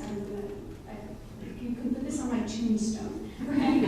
Peer support services is what makes the difference for people experiencing chronic homelessness, to be able to have someone else who's walked the walk that they have and is now in a better place and is still hope. So I think that's all I want to say. I don't need time for questions. I could go on and on and on. Do you have any areas that you'd like to see change, or? All of it. Yeah, our criminal justice system, our mental health system, our health care, and our substance use, and how, so let me say this. Let's go back to the power of human relationships.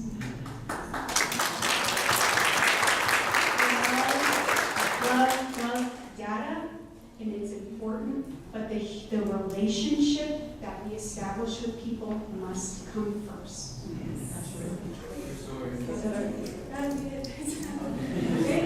Thank you so much.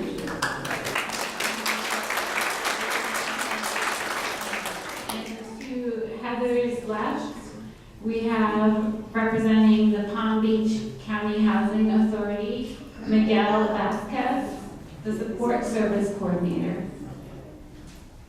Good morning, everyone. I'm so blessed, surrounded by all these women.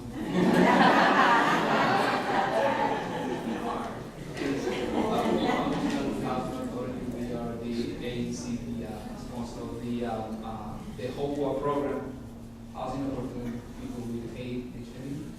And the main goals of the program is to establish and maintain the stable housing and reduce homelessness and increase the access to care, which in according to the data from provide, we've been meeting that goal.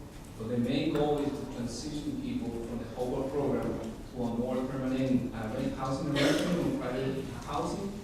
But you know, it hasn't happened yet. But that's the idea. You know, programs like Section 8 or college housing. Right now, I'm working as a case manager, housing specialist, and service coordinator. We have about 210 families, active families right now that we're servicing. One of my job descriptions to do home visits and not only provide individual certification every year, but also to meet the client at the house and make sure that everything is okay and there's no issue with the housing. Or we do inspection every year, or we go and like I said, I used to go every 3 months, but because of the amount of work that we do now, and I do it like once a year, which is also what the program requires, the guidelines. But and I meet with clients, and one of the issues I'm having is sometimes is a lot of our clients doesn't have income, or income. Most of them has Social Security for who live on $771 a month. You know, with the rent is they pay like $100, something like that on the portion. But what about food? What about other expenses that they have? And that's the challenge that we're facing. I have a family of 3, just to give you an example. 3 of them are disabled, and every time I go there, there's a problem with food. And the issue is, and or paying the electric bill. I use community action. Thank you for community action. and I refer them for the LAHI program. And but this particular family doesn't qualify because each one of them has Social Security, and they put them over the income limit. But then again, they have so many expenses that they can't afford their everyday expenses. So I have to go to different approach, looking for churches, friends, you know, they go to church, and they, through them, I was able to secure some donation for food or paying one bill or, you know, for a month or so. But that's, you know, I know it's a challenge, but I like what you say, this relationship first. You know, when I go, I spend hours talking to them, and I feel bad in a sense because you feel the pain, but at the same time you feel good because you know that you're doing, you're helping, you know, and that's the best rewarding that you can, the best reward that you can have, you know, knowing that you're helping somebody, you know, and not judging them because yes, they have income. When you go, what do you do with your income? And you have enough income, so, but they know what they're doing, or you know, it's anyway. Right now, how to access our program? We have a waiting list. Like our program works like very much like Section 8. Our waiting list is closed. We haven't been open in some time now. So I don't know exactly when we're gonna have, you know, if we're gonna have any opening soon. So I know that I've been receiving a lot of phone calls about our the waiting list, people who've been in the waiting list for many years. And what I can say, well, keep calling, and you know, we keep you informed. But that's basically, you know, the issues that we confront during this program. But again, this is a part of the TPRA engagement, but also we have another part, and we don't manage that. My colleague here is the one who manages the institutional part of the whole program. Yes, can you pass the microphone, please? Thank you so much, Miguel. And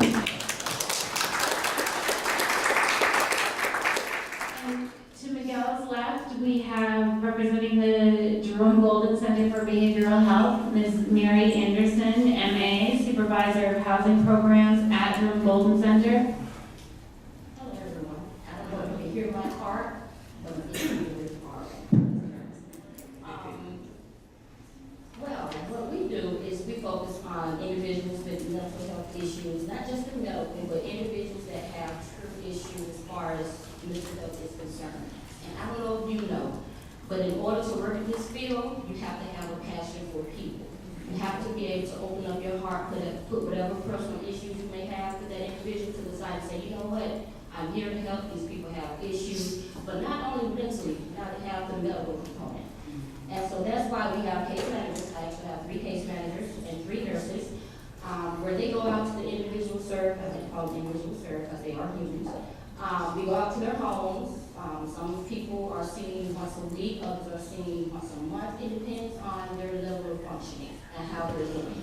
Because what we've learned is that an individual can come into the office and present perfectly, like no issues, they're fine, and everything is perfect.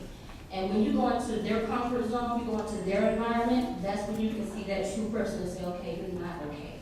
Okay, you do need this level of support, you do need these additional services. That's why we have our facility-based program, in which those individuals receive more contact with their case managers and their nurses. Once they work toward their goals and they attain the independent skills that they need to live independently, we graduate them onto our TIVA program. Everybody wants to be in the TIVA program because they get to see their case managers and they get to see their nurses list, and they just have that ability to say, you know what, I went through this, I'm able to live and function independently, thank you, but right now, I'm okay. And that is our goal. Our goal is to get them from facility-based and into TIVA so that they can reintegrate. They can go out, they can have families, they can, have a job, and they can actually sustain and function like all of us do. Actually, better than some of us do. And that's what we like to see. And we help them to understand that we know if you have a mental health issue, we know that you are positive. But those two components are two components of your entire life. Now that you're receiving services, now that you're receiving treatment for those two things, let's look at all of the great things that you can do, all of the great things that you did do before you suffered this traumatic experience, before you had this. And that's what we do. We enjoy working with these individuals. We currently have 51 clients in our APA program total.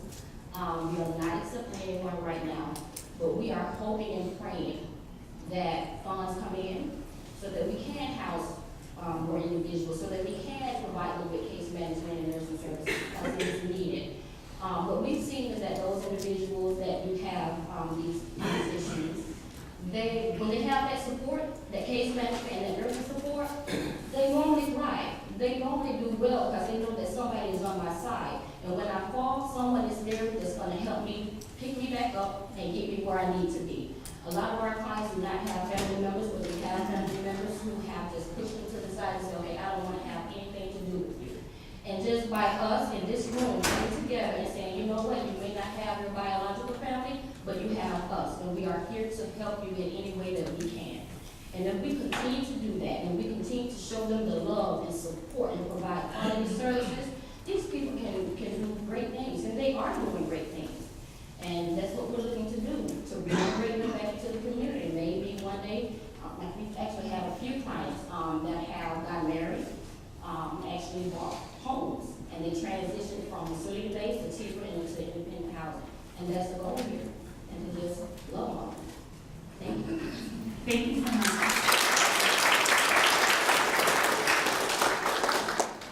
And to Mary's left, I have, I'm very honored and grateful to have a consumer of the services, some of them that were spoken of, speak on. We have a consumer speaking, and it's obviously some of the services that you may be acquainted with. I get that wrong. And this is Ms. Felicia Douglas Bowman. Thank you. Hi, good morning. Please bear with me. It's kind of emotional for me too, but I'm actually not that well, but I'm not contagious, don't worry. So we have no voice.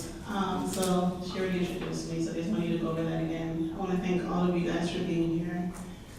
Sitting here and listening to it's kind of emotional, so I'll try to get through this real quick. Miguel, you know me from working at your company. So there's a different aspect of myself. So I'm going to start off by saying I was looking up online, trying to come here, and was seeing that in the Sun Sentinel, the report last year that had that the amount of affected individuals that are homeless in Palm Beach County had decreased by about 18%. The number was still like almost 1,300, right? So it's like, wow, I never even thought of that before, right? I've been living in Palm Beach County back and forth for years. So I'm going to give you a little brief story, just bear with me and stop me if I go over. We're long-winded. Years ago, I was working in the IT field. I started off working at $45,000 a year. I was very young, I was happy. I had a condition called myasthenia gravis. I went in a coma about 3 times. My lungs had collapsed. I went on Social Security. 5 years later, I'm like, all these student loans coming out automatically, which is probably worth for something, you know, that comes out automatically before you even get the check. I was left with about, I think they took out like $2 and change. So I was left with like about $1,000 something dollars. Plus you have light, water, rent. I had 5 children at the time. I was married, I got divorced and so forth. And, you know, the rent alone I couldn't afford. I did everything legally, obviously. I'm still here. You know, at the time, trying to survive, trying to just make it with them. So then I was like, you know what, this is ridiculous. I have to work. So I started working. Social Security, of course, if you make over a certain amount and you're working, even though it's not fixed jobs, even if it's part-time, even if it's different employers, after a certain amount for the year, they consider, okay, you need to make a choice. You're going to be on Social Security, you're going to stay off Social Security. A couple years later, I decided, you know what, this isn't working for me, I'm feeling better anyways. I made the decision to go back to work full-time. I went and I told them, they sent me letters, I ignored them. I went into one appointment and then I just kept working. I think I was feeling probably at my best. I wasn't making the money I used to make because I had to give up that job because I went in a coma a couple times, and I figured I didn't want to put that much pressure on, you know, myself and a company to be dependent on me, and I wasn't available. So I started working in the hospitality field, IT. I moved up in management, and it was fun, exciting. I started having little dizzy spells, and I thought, I probably just feel weak. I need probably gassy, or I need to drink some tea. I just moved about my day and kept doing it. Well, it got so bad, I almost passed out on the job one day. They had to stop and bring me home. After a couple months of going to a cancer, I was going to a cancer specialist, cancer specialist down here, and I was living my life still, nothing major. I was going to get back up in rent, but my landlord happened to have been a candidate that I advocated for that had gotten almost 12,000 votes, being a first timer. So, it's like he owes me money anyway, no big deal. So I called him and said, hey, I called the manager for that property, and I said, hey, I'm having some issues medically. He owes me money anyways, maybe he'll be able to pay me now, or I can just sit for a little time. Well, I walked into the cancer specialist the day, and she said to me, I'm sorry, when I went to my appointment the day, my job, they had done a GoFundMe for me, because they're very concerned. I was very ill. I'd lost a lot of weight, because I wasn't eating, I wasn't feeling good. In a short time, I'm speaking, this is 2 weeks out. So one of the managers from my job, she came and drove me to the appointment, and we're going in, and the young lady said to me, hey, you're coming in, who's that with you? And I said, oh, that's one of my friends from my job, they're fine. And she said, I need to talk to you. And I said, why? She's fine, this is my last time with family. And she said, yeah, but I really think you should go by yourself. And I said, you know what, if it's that serious, no problem. Well, I walked in the appointment, and the doctor came in. She was awesome. She was my cancer specialist at the time, and she said, hey, did you know that you have HIV? And I said, excuse me? And she said it again, and I said, why would I know that I have HIV? Why would I have HIV? But anyways, it took me about, they left me there for about 2 hours maybe. I couldn't, collect myself, sorry. Got a couple more minutes. I know, sorry. Yeah. So, anyways, I went through that. My immediate reaction wasn't that great. I was fortunate that I got a chance to speak with the health department. I spoke with the doctor. I kind of left. I told him I do my own private care because I had insurance. I left my job. I went into my HR. I didn't think I was fit for that position anymore. And I didn't want them depending on me. And I told her, I said, hey, I found out I have HIV and I'm an infected one. And I walked out because at the time, the stigma and everything, but anyways, sorry. So back to the great part of the story. The good part is coming. So anyways, I ended up getting evicted from the property. The gentleman never paid me back the money at the time. I didn't have the fight in me to go through all that stuff. And I left, and we were in the car sleeping for a couple of days. I called 211, everything was a delay, a waiting list. And I said, okay, I put myself in the Lewis Center.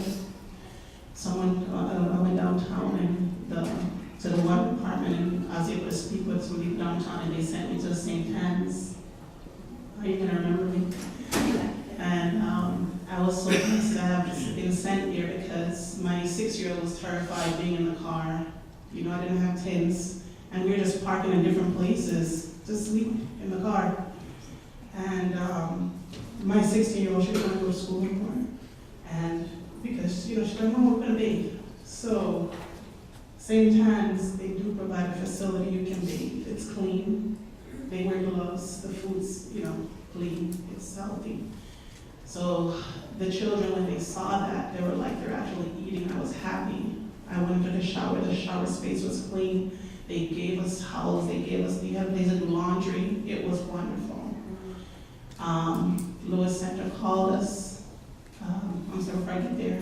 I went through a farm care for a couple weeks, then over to the Lewis Center. Having gone through the Lewis Center, we went into a program called Adopt a Family, which was excellent. I want to tell you that, you know, going through everything, I've been blessed to interact with individuals from the day I went to the health department, to the Adopt a Family, to the REACH program, that people that care, that don't, you know, that don't see you as a stigma, that actually want to do their jobs and want to help. I think through my entire experience, I've only had one person that I've interacted with that never called me back, never texted me. You've got about 1 minute, thank you. But anyways, it works. I'm here to tell you that it works. My children are in school. I did a certification recently. I was working, I just got ill. And I got my motivation back. The days come, they're great some days. Some days you get up, they're not that great, but you still make it great. But just seeing everyone that wants to help, wants to make a difference, wants to be a motivating factor, that can help and actually advocate for people who don't have a voice. People who are homeless are not just people that just don't want to do anything. You don't know what the situation behind it is. You know, I've seen people, I've had someone else speaking to Miss Sandy's shelter that actually had their masters. I'm like, how did you get me? You know, but I looked at myself at the time and I was like, oh my God. So, you know, these facilities are really needed because realistically, the income that individuals or majority of the population is pulling in is not enough to maintain a stable housing for yourself, for your family. And that's the truth behind it. It's worse when you're ill. I'm gonna say because during that time, I wasn't caring about any medication. I didn't care. I didn't have a place for us to live, where to put my stuff. You know, those are the thoughts that came about. You know, I'm gonna let them see me like this. And then I thought, at first, I was gonna dwindle, you know, into like oblivion. I didn't want anyone seeing that. And it was just a lot of things going through my mind. But even with the illness, I think my primary concern was a place to rest, to just lay down for a day, just to think or not think. Thank you. And that's Thank my you. presentation. Thank you so much. I'd love to hear a lot more. And thank you for your time.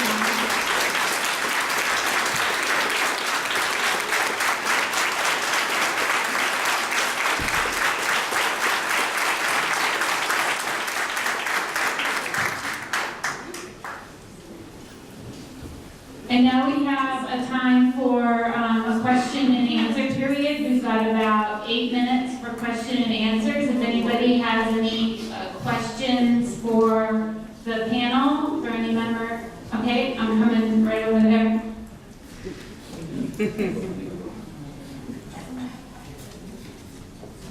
It's wonderful. My name is Lynn Warren, and I do a lot of community work, and I am so happy And your story is very touching. I came across a young lady recently, a mother of 6, and she was fired from a job, and she worried about not having a place to stay for her and her 6 kids. She never had to rely on any type of social services. But I need to know, do you still have such a thing? She is in a place where she is living in an apartment, but she only has like 2 months left, and the rent is being paid by a family member that can no longer go forward with it. So I need to know, how can I get her some help, or could anyone tell me or give me some advice to tell this young person when I go back to the community?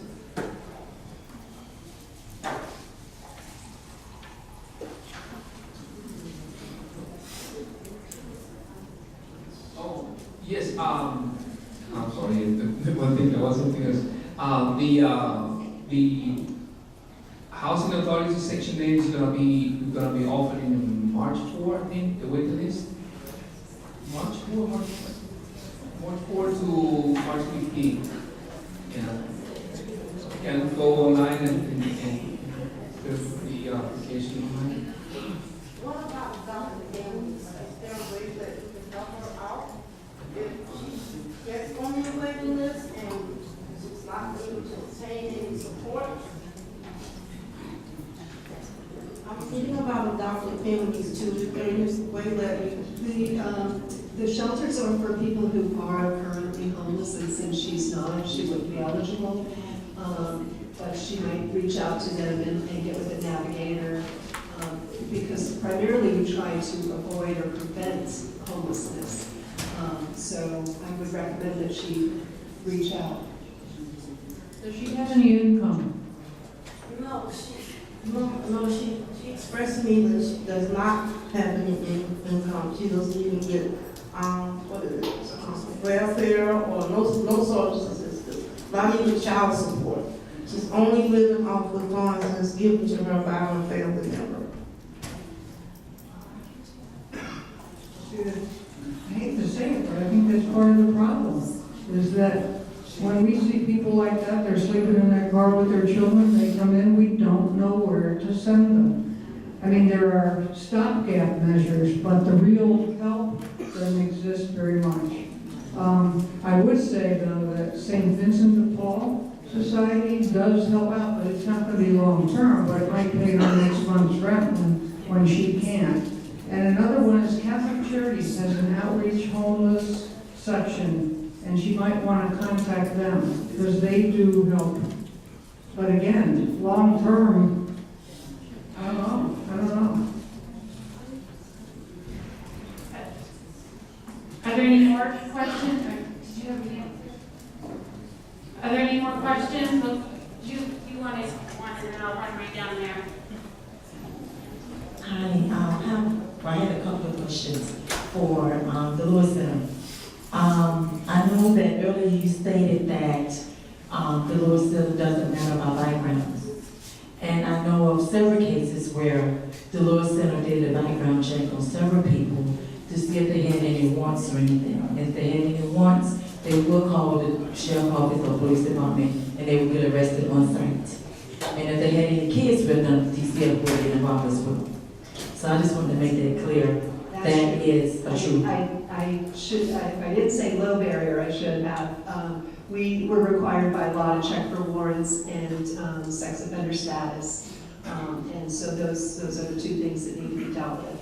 But as far as health conditions or addictions or that kind of thing. Right. As another question is, what is the waiting period for return phone call? Once the person calls the Lewis Center? I can't answer that because I'm new, but there are navigators that are supposed to call back, again, based on acuity, but that's what they assess for. Right. At times I have called for my clients themselves for them, and sometimes they got a call back 3 days, 4 days, or no call back at all. Okay. And, you know, when we have individuals who is greatly in need, you know, we need something in place. And I know all of you doing great work, don't get me wrong, but when we in the trenches and we have families sitting before us and they have nowhere to go, that's the problem for Palm Beach County. I hear you, and I don't take any offense at that. I would love to connect with you and see how I can help resolve that. I'm sorry, I'm commenting on that too. Sorry. Okay, so I didn't tell you I was blessed to go through this process. I didn't go through the details of the process, but it took me, first of all, the Lewis Center has a waiting list. But if you're homeless and you're in a car or whatever your situation is, waiting 2 weeks, that was hope for me because I didn't have a place, didn't have anything to do, didn't have anywhere to go, and it was hope. I did call, I didn't get a return call the same day. I think the lady, I called 3 times and got through, and someone actually called me back. When they do call you back, they'll need to tell you that it's a wait period, just bear with them. I'm not saying the process is perfect, but I'm saying that I've been able to be blessed to deal with individuals, and I'm not saying that because, you know, that do this on a daily basis, probably understaffed, but still care enough to follow up and try to help. Okay, do we have time for one more question? I have a question. I was had his arm first, and then I'll run over if we've got time, I'm sorry.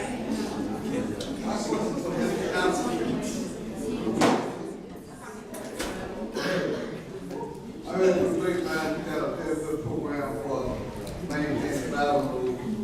Your program, name, can you explain?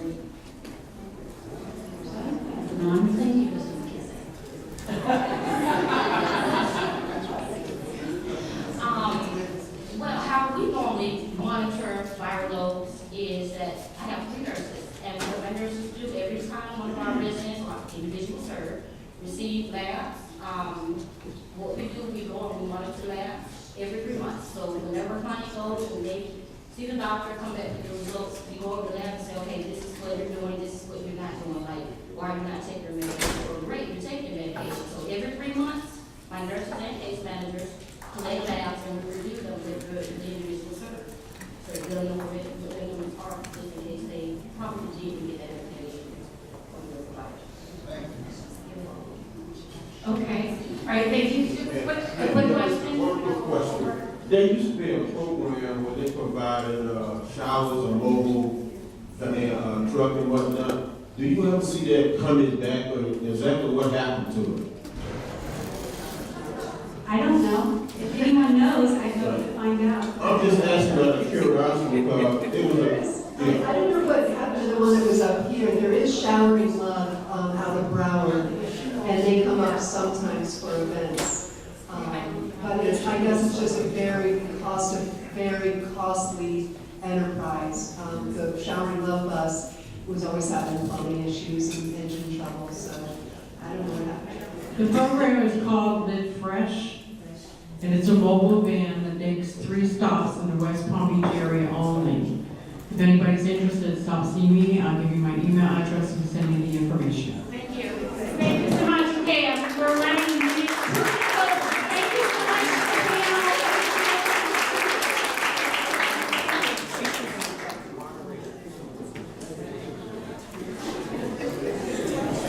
Thank you, Mr. Nicholas. You're doing such a great job. Not only for presentation, but also for work they do. Now it's time for our keynote address.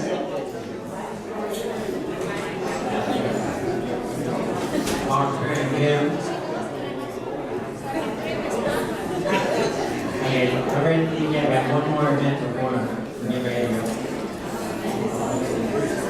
So our keynote today is how opioids affect HIV population in Palm Beach County.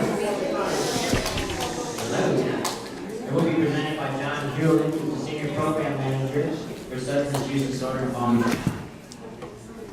John currently leads an opioid response strategy for the County of Palm Beach, which is considered the epicenter for the state opioid epidemic.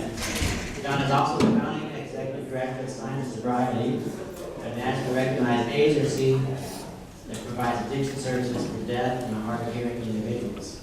It is also landmark Disabilities Access Law that created dedicated funding to establish an alcohol and drug abuse program for deaf and hard of hearing and disabled. Please welcome John for his presentation.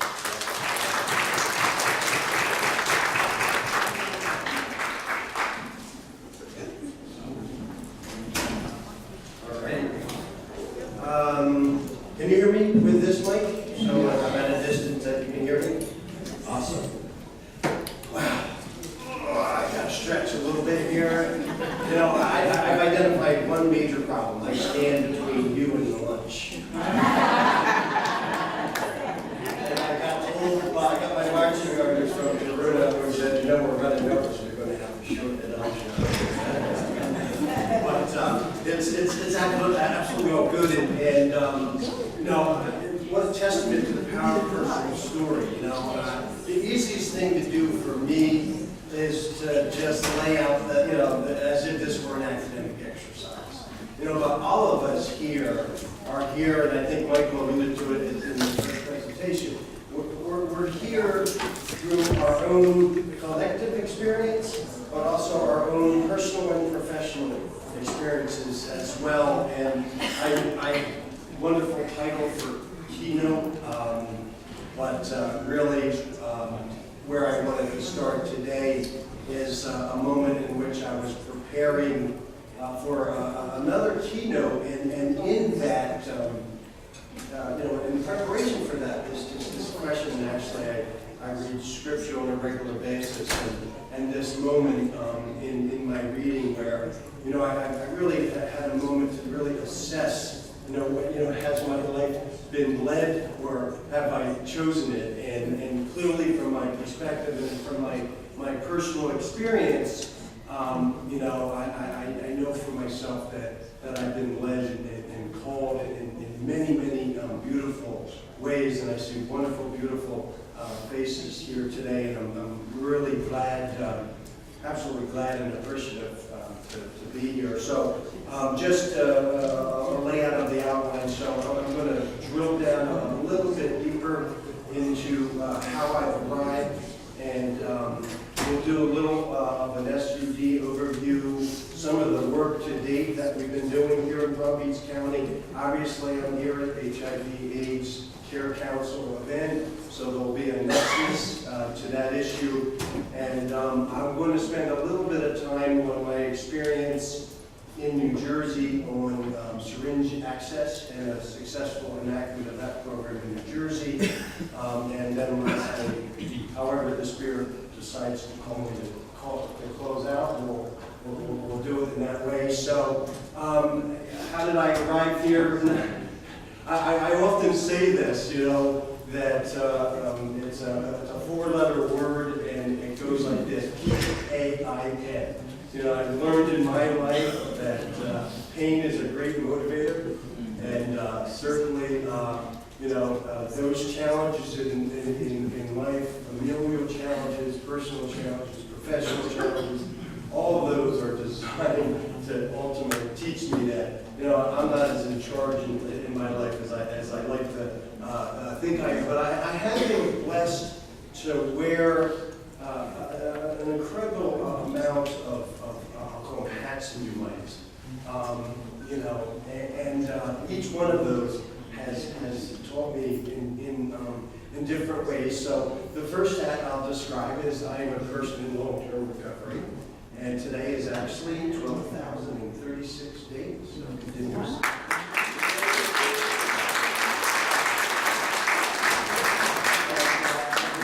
Like I do, March 12th of next month, that'll actually be 33 years. So, you know, that event in my life was not one in which I tap dance into a self-help group meeting and say, "Oh, isn't life great? I think I'll get sober." It didn't work that way for me. And I won't go through that personal history, but there was a moment in time at about 18 months of recovery where I decided, you know, that the law school that I had passed on during my drinking days because I had somehow known that I couldn't drink in law school like I did in undergraduate school, and failure wasn't an option for me. So I passed on law school, but at 18 months of recovery, I decided I wanted to be a lawyer. What a great idea.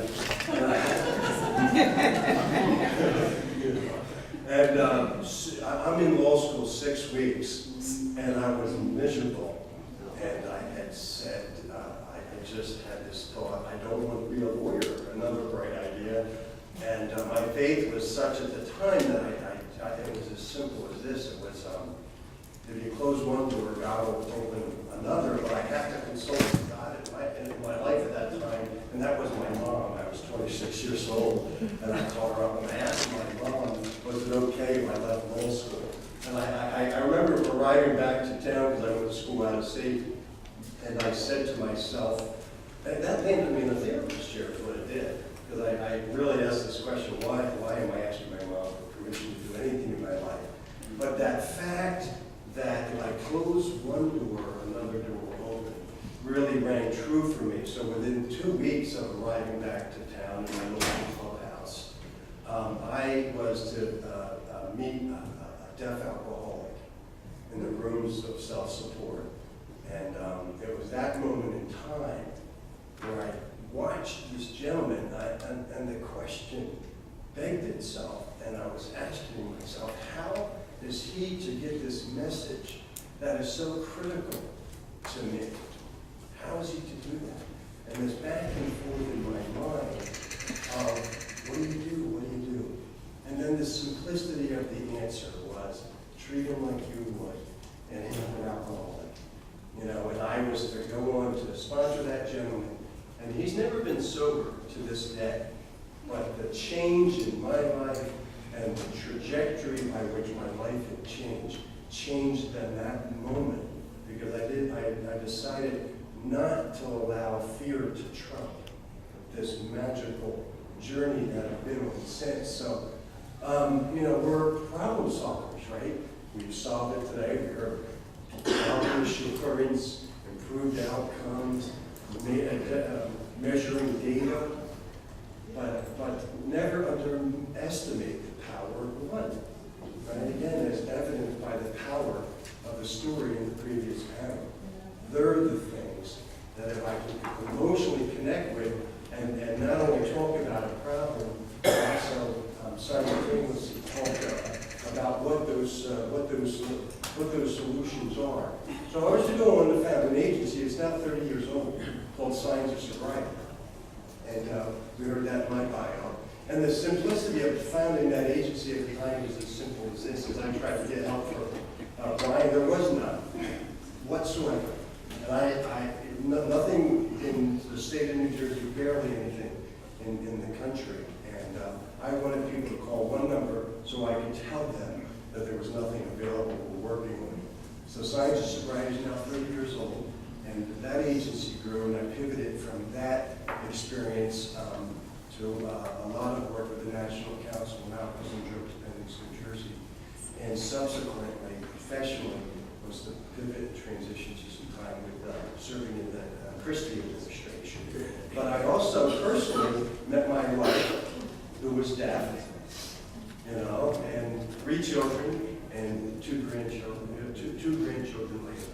So that is somewhat of the background, but I do have to then share with you who has informed me the most in this space.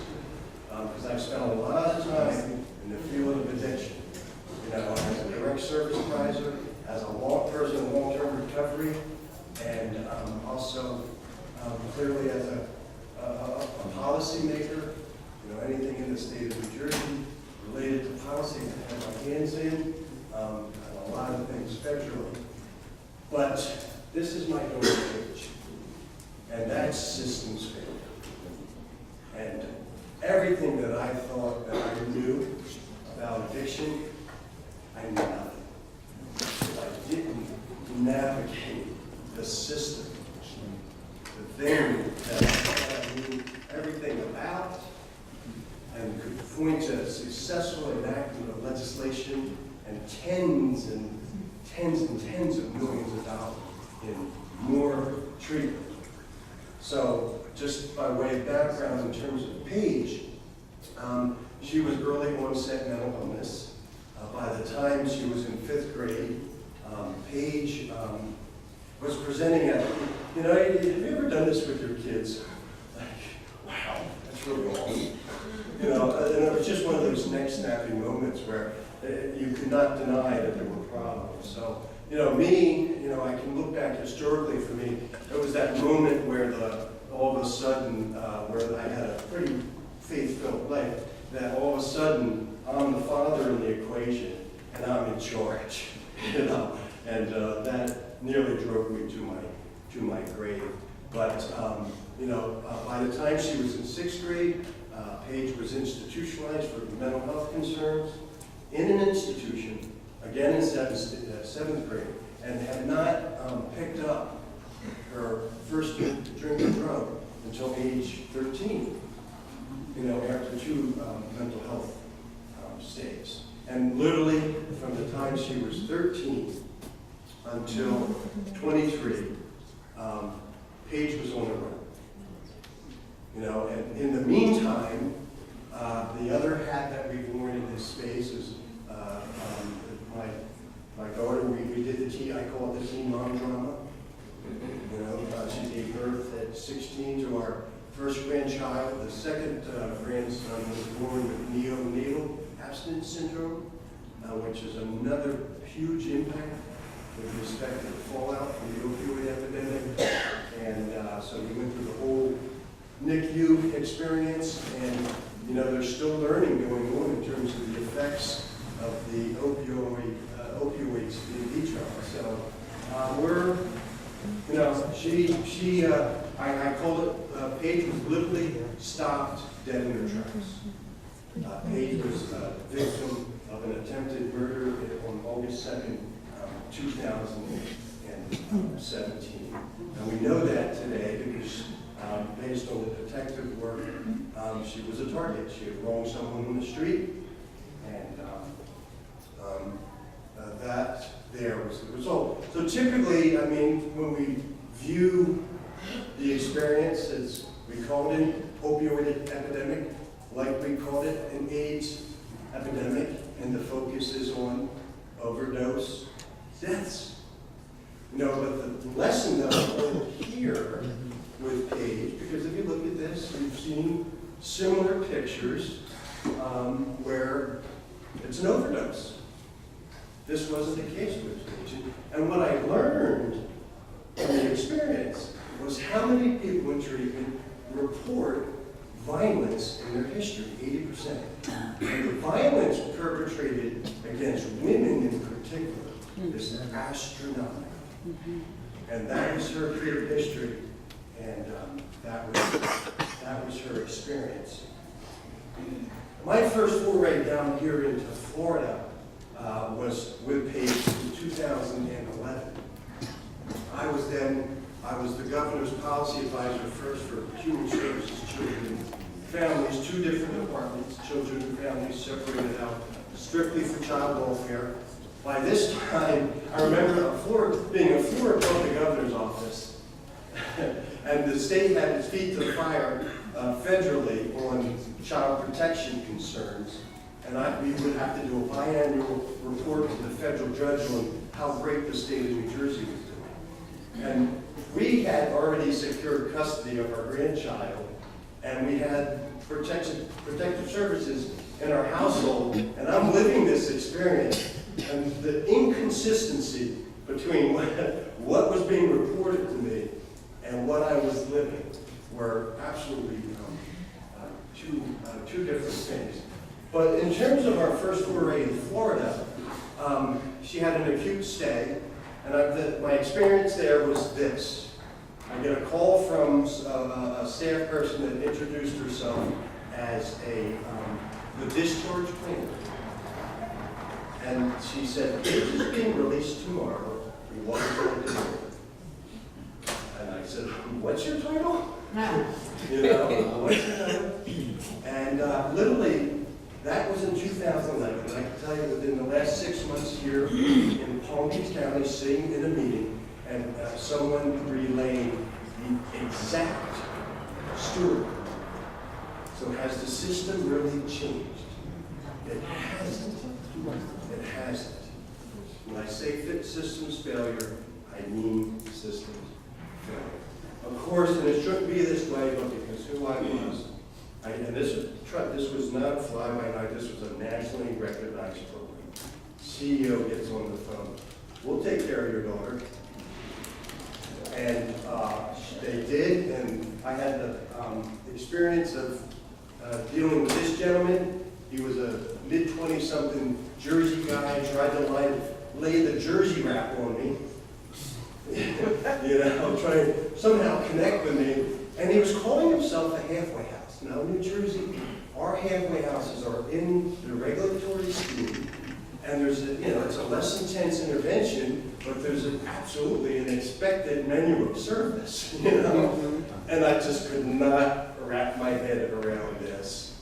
And I kept on pressing and pressing. So much so that that day he threw my daughter out on the street with no belongings.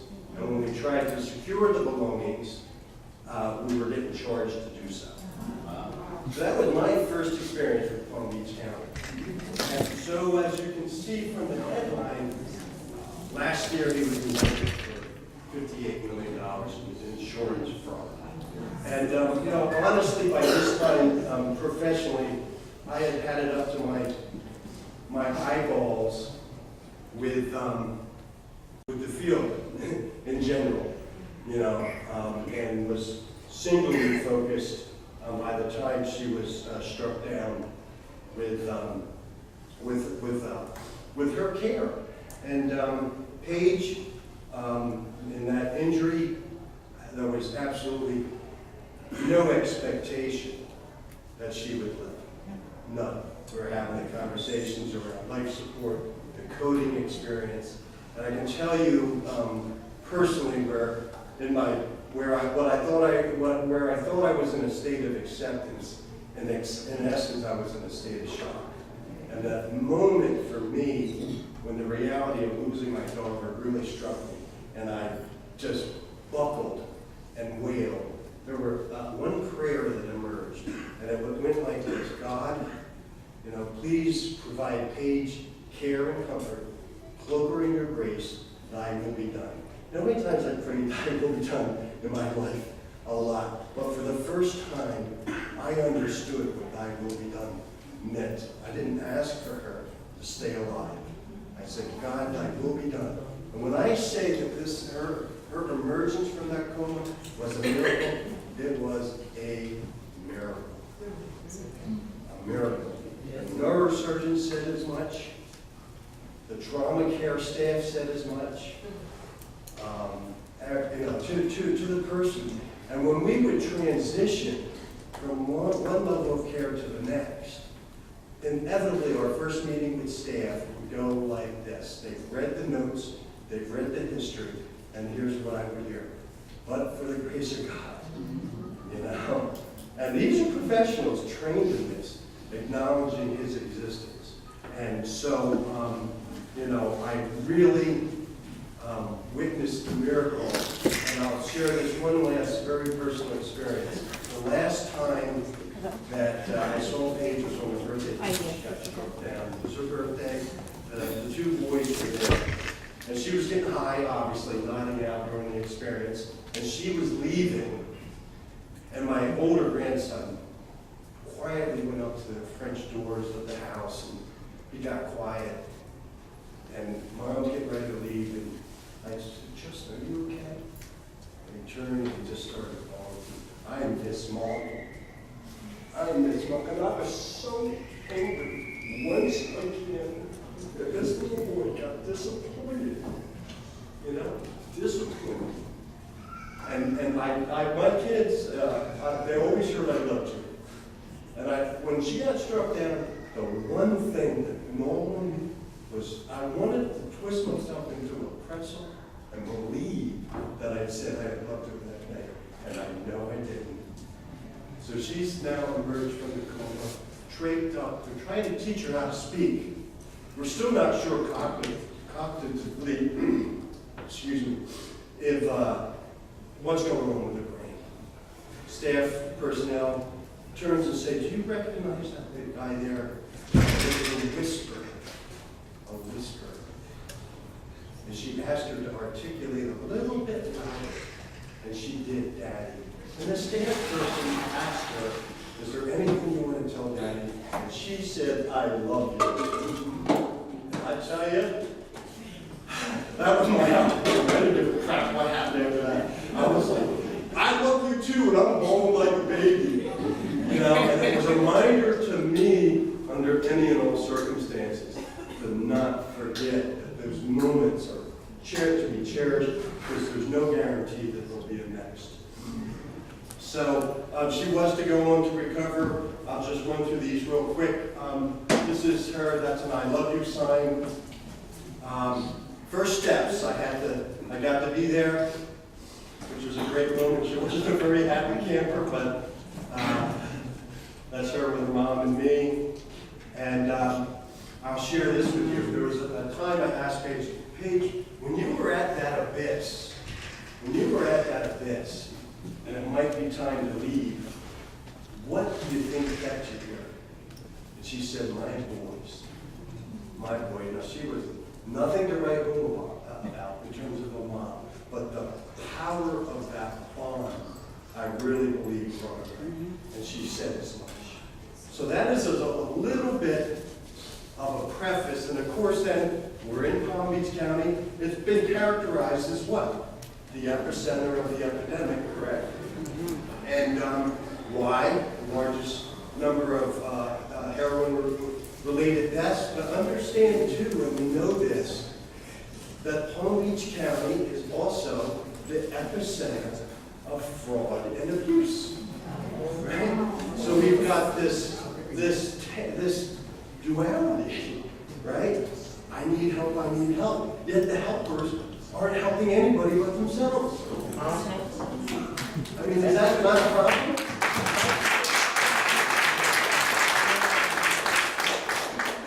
And we saw, and Dr. Bell and Nancy's here, because we are about data, right? But what motivates us? So we've seen the trajectory go up, right? Just astronomical, just no denying.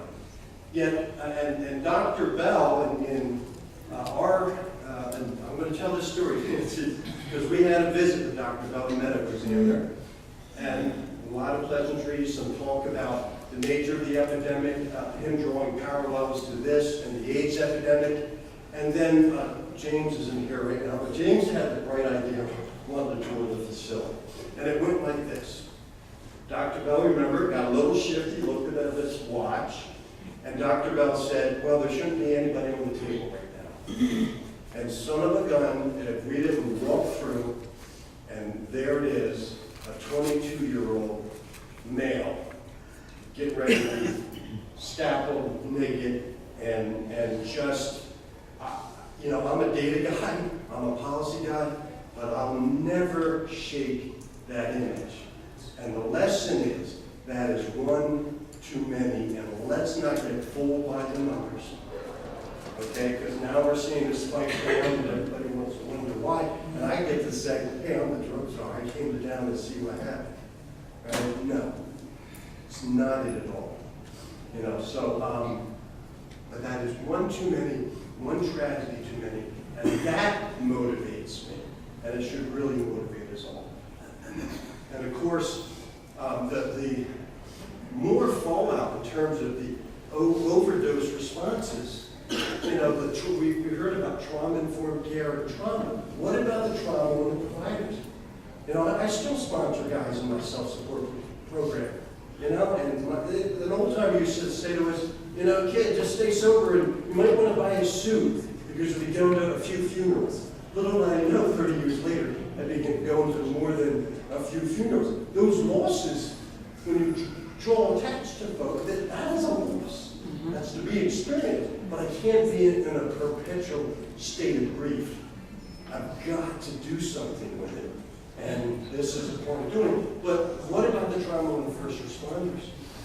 I mean, day in and day numbers and numbers of folks that are getting addressed in terms of overdoses. Look at the number of treatment admissions. You know, 9,300 treatment. That's a lot of treatment admissions in Palm Beach County. These are issues for me, near and dear. We've experienced them.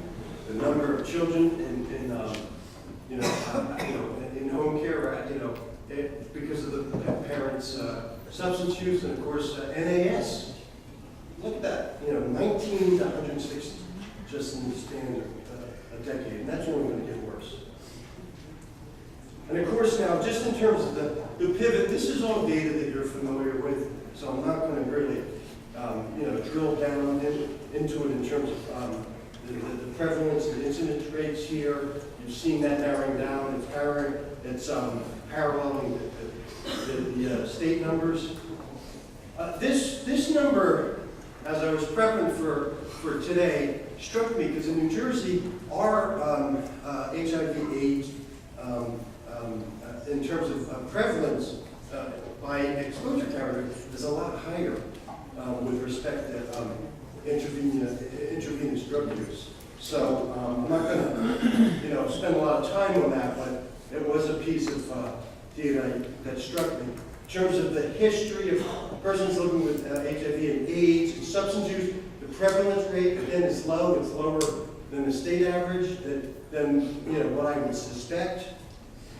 And then, of course, this other parallel co-occurring virus, which is hepatitis C, which generally, as we well know, is just raising, the trajectories are going like this as well. And Paige was infected with Hep C, and both of those, as we know, substance use and Hep C have the effect of, not interfering with addressing the HIV/AIDS condition.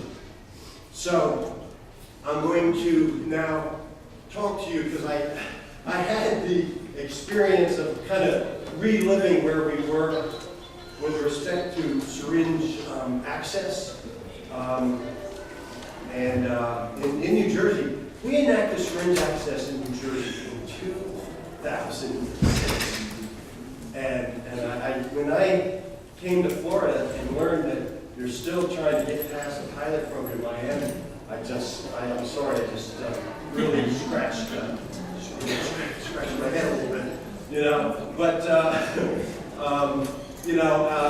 just a little bit of framework in the experience in New Jersey. I was with NCAD New Jersey, leading all of their policy and public affairs work. So the naysayers or the opponents of syringe access wanted NCAD to join them in that with the opponents. The proponents wanted us to join. And so our position was very thread the needle. And the position was that there was another chronic, potentially fatal illness directly related to HIV and AIDS with respect to IDU. And so our policy objectives at that time with respect to that bill were to ensure a strong state regulatory oversight, that there should be a bridge to treatment, and also a research component. And we were to succeed on every one of those, and politically, the folks that were on the fence, the decision makers, the legislators that were on the fence, could use that fact, that bridge was established, that we had built in what we had as a means to support the bill. And the vote in the state Senate, which was 40 members, was 21 to 19. And the key to this, and I was reliving this experience. I remember being on the phone with the chief of staff to the Assembly Speaker, where I was out in front of my mother-in-law's house, looking, fielding this call from the Assembly Speaker, chief of staff. And that was that moment we had that conversation where they had committed to appropriating $10 million annually with respect to syringe access in the state of New Jersey. I won't go through the quote, but that was a big moment, and it swayed, it really propelled political support for the effort. So it was enacted, and here were the keys to it: $10 million annually since 2006. 2 studies were required, one direct with the syringe access program itself, and the proponents of the bill at the time were trying to lock off the $10 million appropriation. They felt like it was the bill was going to be defeated because of the size of the appropriation. And they were saying at the time that syringe access participants, only 15% would ever access treatment. Well, the studies showed in the biannual reports that number was 70% of SAP participants actually secured treatment. The 2 studies, the other one was this established medication-assisted, what they call the MAT, the MATI, Medication-Assisted Treatment Initiative. There was a biannual report to the governor and the state legislature, and there were 6 evaluation cities. And the components of the MATI were mobile vans, supportive housing, which was a housing first model, first in the nation for the SUD population. You weren't required to get treatment or to stay absent. Any use invited more intense intervention. Of course, there was a detoxification component to it as well. So what did the research show? Decreases in IDU, use of unclean needles, use of substances, detention or incarceration, and engagement in illegal activity for profit. And this was published, I guess, 2014. Additional findings: length of stay for medications were longer than non-MATI because of the intensity of case or care coordination or case management. Low wait times to access treatment, and 77% of the supportive housing clients, mind you, it was a housing first model, ended up entering treatment. And of course, the allied reduction in IDU heroin use and lower average emergency department stays. And so what was the result of that? It was a pilot program, 6 cities. Governor Christie, taking the data, taking the study, what did he do in 2012? He allowed for an expansion of syringe access throughout the entire state. So it became a permanent syringe access program, and he appropriated $200,000 for the syringes themselves, which we know is a real stickler for a lot of decision makers. And this is just a quote from the governor that what a blessing to work with him. I don't care how you feel about him, politically, but on this issue, bar none, I've worked with lots of, federal administrations and lots of governors in the state of New Jersey. On this issue, bar none, he was the best. So where are we going? And let me make sure, give me the hook, all right? Quality care. So, and Michael began to allude, ultimately for me, I had totally absented myself from this space. I had one client that paid me to model out. I had gotten so narrowly focused because I swore to God that I would never advocate for more treatment. It's not about more treatment whatsoever. It's about what are we doing with the current dollars? What is that current system doing or not doing? And so I got so narrowly focused on quality of care and improved outcome. And Michael talked about this concept that what does a patient or client need? That their care, their needs should drive the care. And that we're inclined to, I call it the cookie cutter. We're absolutely inclined to just apply an intervention, and ultimately, if the individual fails, we make it an issue of their failure and how the system isn't, being nimble enough to actually address their needs. There's key predictors in the SUD space. Simple as this: housing, employment, strong family or societal connection, and there's an altruistic and a spiritual component, all of which are measurable. And I was nodding out, you have to have an acronym, right? So HELP was good. Housing, employment, life skills, and people. And if you really drill down on what's happening in an acute setting, this isn't happening. The standard discharge is go to 90 meetings in 90 days, get a sponsor, and get active. So, and we won't even immerse them in a life of what it is to live in a fellowship. But then we're definitely not equipping them with, go find a house and go find a job. And we heard it today. So this is not unique to just the SUD population. And the nexuses are there from a care coordination perspective, because when that happens and you have a neutral entity that's actually assessing not only a client's clinical needs, but what are all those other barriers, health barriers, employment barriers, legal barriers. You know, we expect an individual newly in recovery to do this all by themselves, because an AA sponsor ain't going to do it, you know? And these are just rooted in what SAMHSA considers the major dimensions that support recovery: health, home, purpose, and community. All consistent, and that's what we need to be focusing on.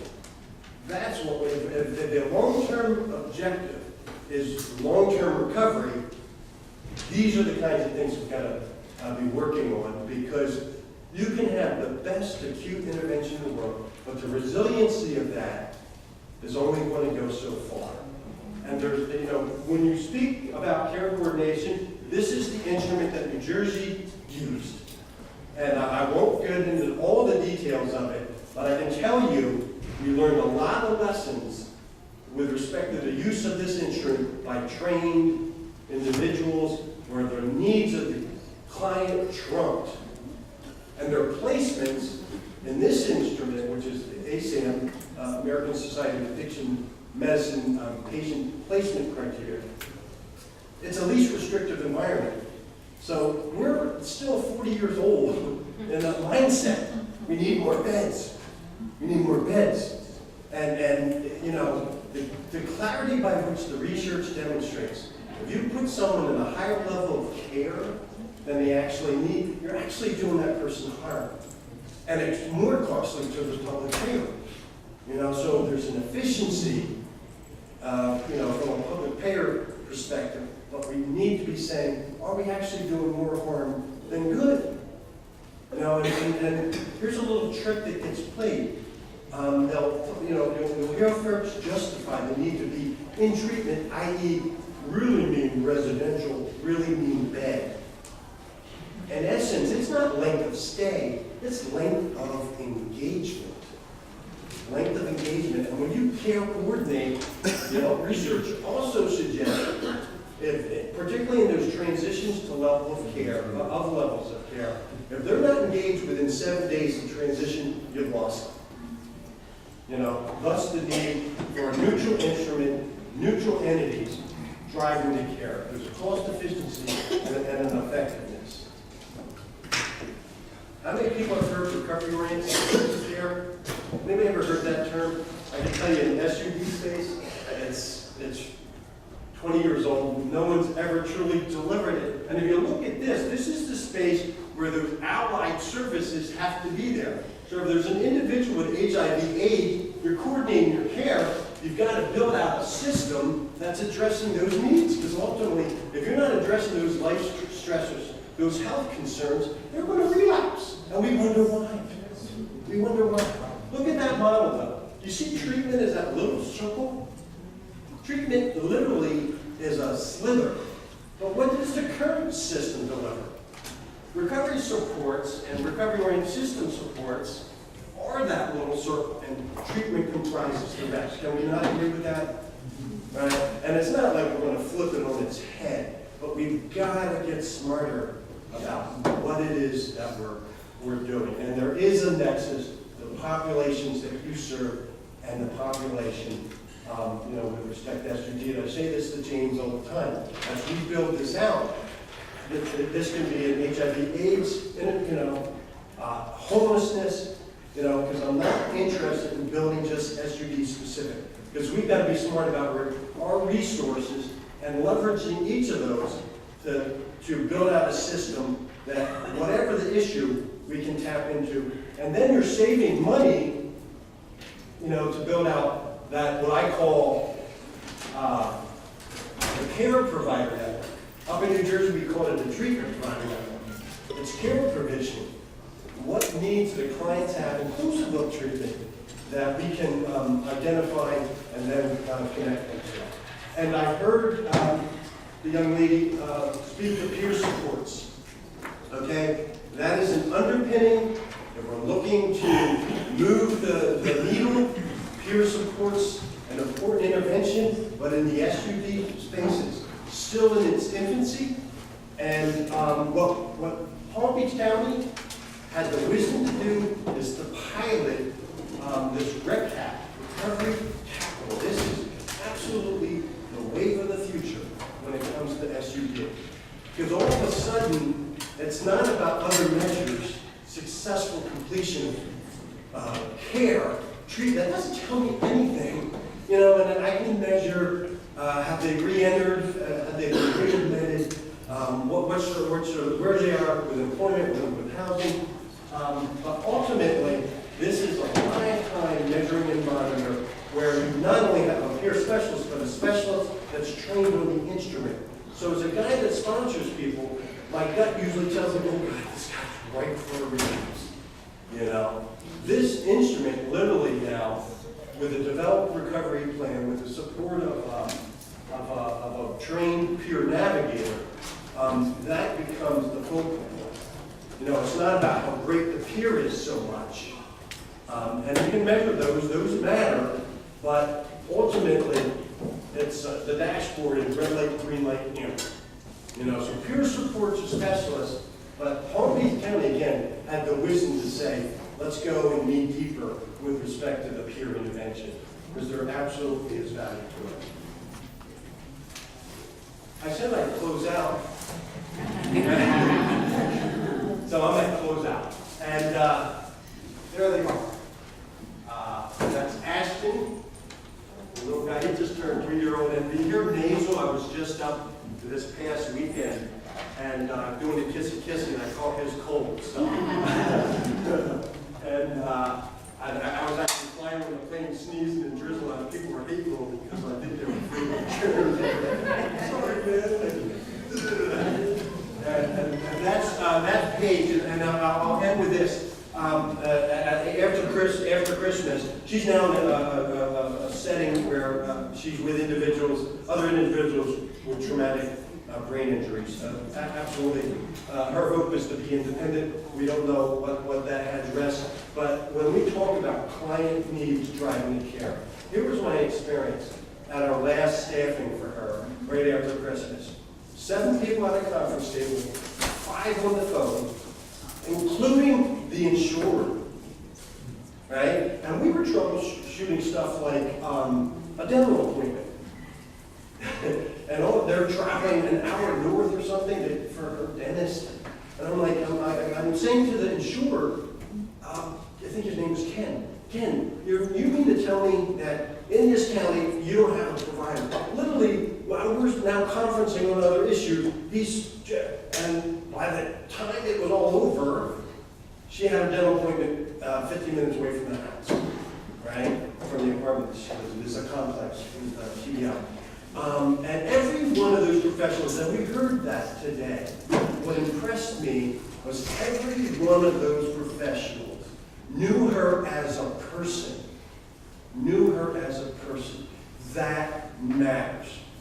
And in the moment that we stop doing that, we've got to do a reality check and ask ourselves, do I still need to be occupying this chair? Am I doing more work?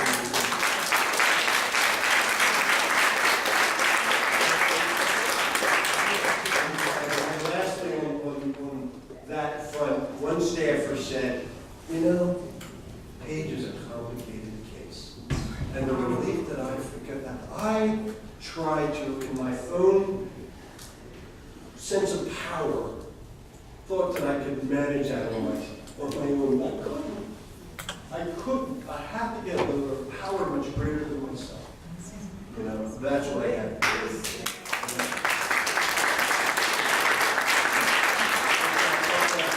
Validation of trained professionals to recognize that she was a complicated case, an individual, and 12 people sitting around the table trying to figure it out. And I might be able to help, but I don't have to do it. Thank you. God bless.